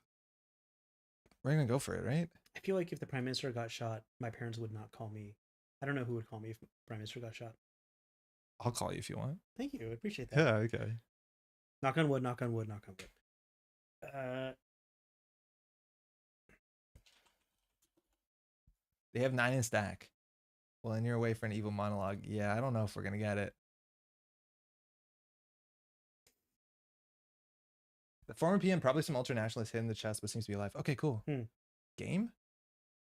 No, the way this works, you can't call a game. I cannot counter it. Well, here's hoping. This is fun. Was the play to Salams? No. No, not at all. We need the advancement. Got it. Overclock creative commission, finally overclock. got It the- was 4? We finally got the. We could have full- fast advanced out of the avocado? What? What? Well, folks, this has been a weird one. Whoa, 4 events. That was weird. Okay. Believe in yourself. Just believe in yourself. That's all you have to do. He was there the whole time. What an interesting game. What What a weird one we've been having. Oh, we have the trash cards from HQ and try to shuffle them back in. Mhm. Okay, that's fine. That'll just goof the stats up. No. Focus group is so bad. The pick win. Have you fast advanced out on Obokata yet? In theory, I think that focus group is really cool. In practice, it's really bad. Okay, yeah. I always forget the practice versus theory part. That's why I failed on my science quizzes. Mizuki, I expected Obokata and forgot the draw. Yeah, I think you can expect Obokata there. The fact that you queued into our grinder, the deck with 60 F7 card runner deck, honestly, very upset. Very unhappy. So He's very usually I can tell when he's fake unhappy. I can tell when he's very really unhappy. with MCA, I'm pretty sure I have. Pick one. You know how many clicks it takes to do MCA? Like 4. A number of clicks. Some. This is 1 click. They just have to run. And let me tell you, they have to run. Good games. I would indeed shun the previous Slumcast energy. Thank you. Yes. Double focus group OP, please nerf. The fact that we had to do that is absolutely totally wild. The fact that we could do it is a credit to our deck building skill. Yes. I honestly don't know. Did the personalized portal cause? Did they discard at the end of their turn? Like, did personalized portal cause a win?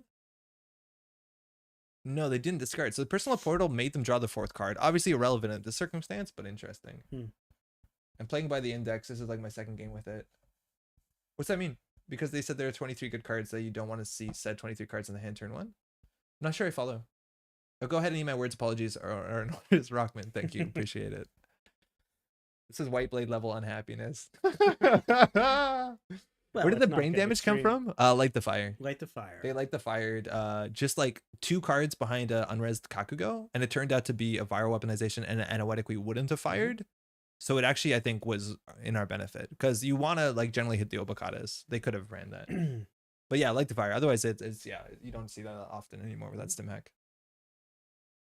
Anywho, that's gonna be the stream for tonight. Pat, thanks so much for joining. Hey, I had a great time.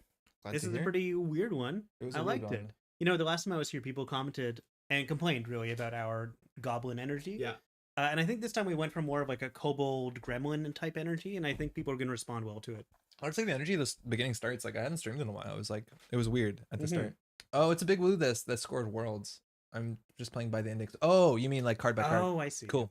Yeah, Big Woo's an archetype that has seen play before. It's interesting. This card deck has a lot of tech cards too.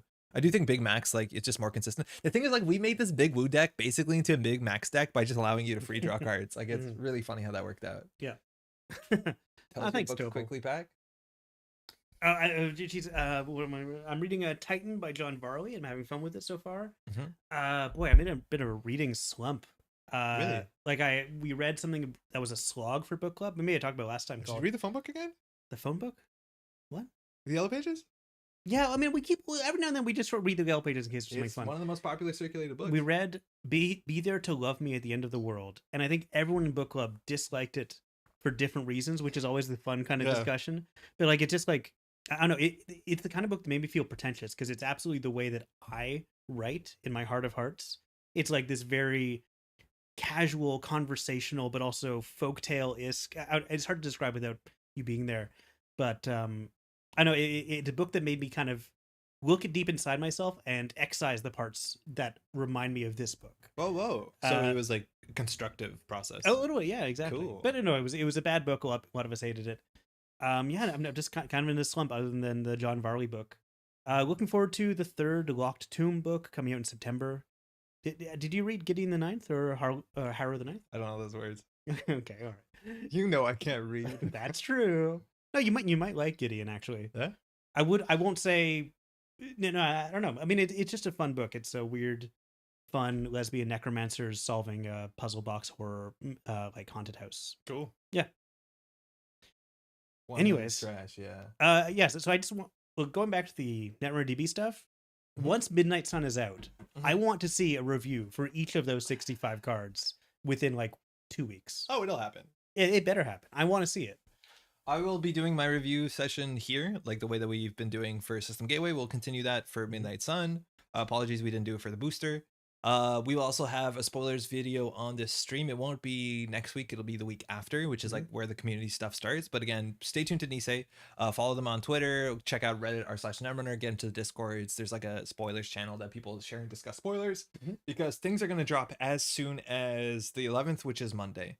So if you're waiting to see new Netrunner cards, it's like just around the corner. Literally going to be in 3 days. So that's really exciting. I'm really excited about that. Again, we will show our stuff off in a week and a bit, and then the set's out in like 2-3 weeks. We'll be doing a big stream. Hopefully, I don't know when exactly because I need to do some traveling, but we might do it the weekend of the launch. We might do a long stream. There's going to be another long stream at some point because of the 5,000 subscriber milestone. There's a lot of stuff that has to get done, so figure it out. Yeah. All right, man. I'm excited for Midnight Sun. Yeah, it's gonna be really cool. All right. Cool. Well, hey, thanks so much for hanging out. Thanks for all the games we played against, specifically against Mizuki. I know we did everyone. Yeah, I feel like we got a couple games way. with Mizuki. That's fun. Yeah.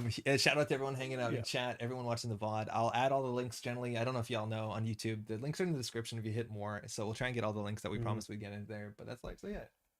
Cool. We'll see y'all next week. We'll be talking about spoilers. Hopefully see you there. All right. Bye, everybody.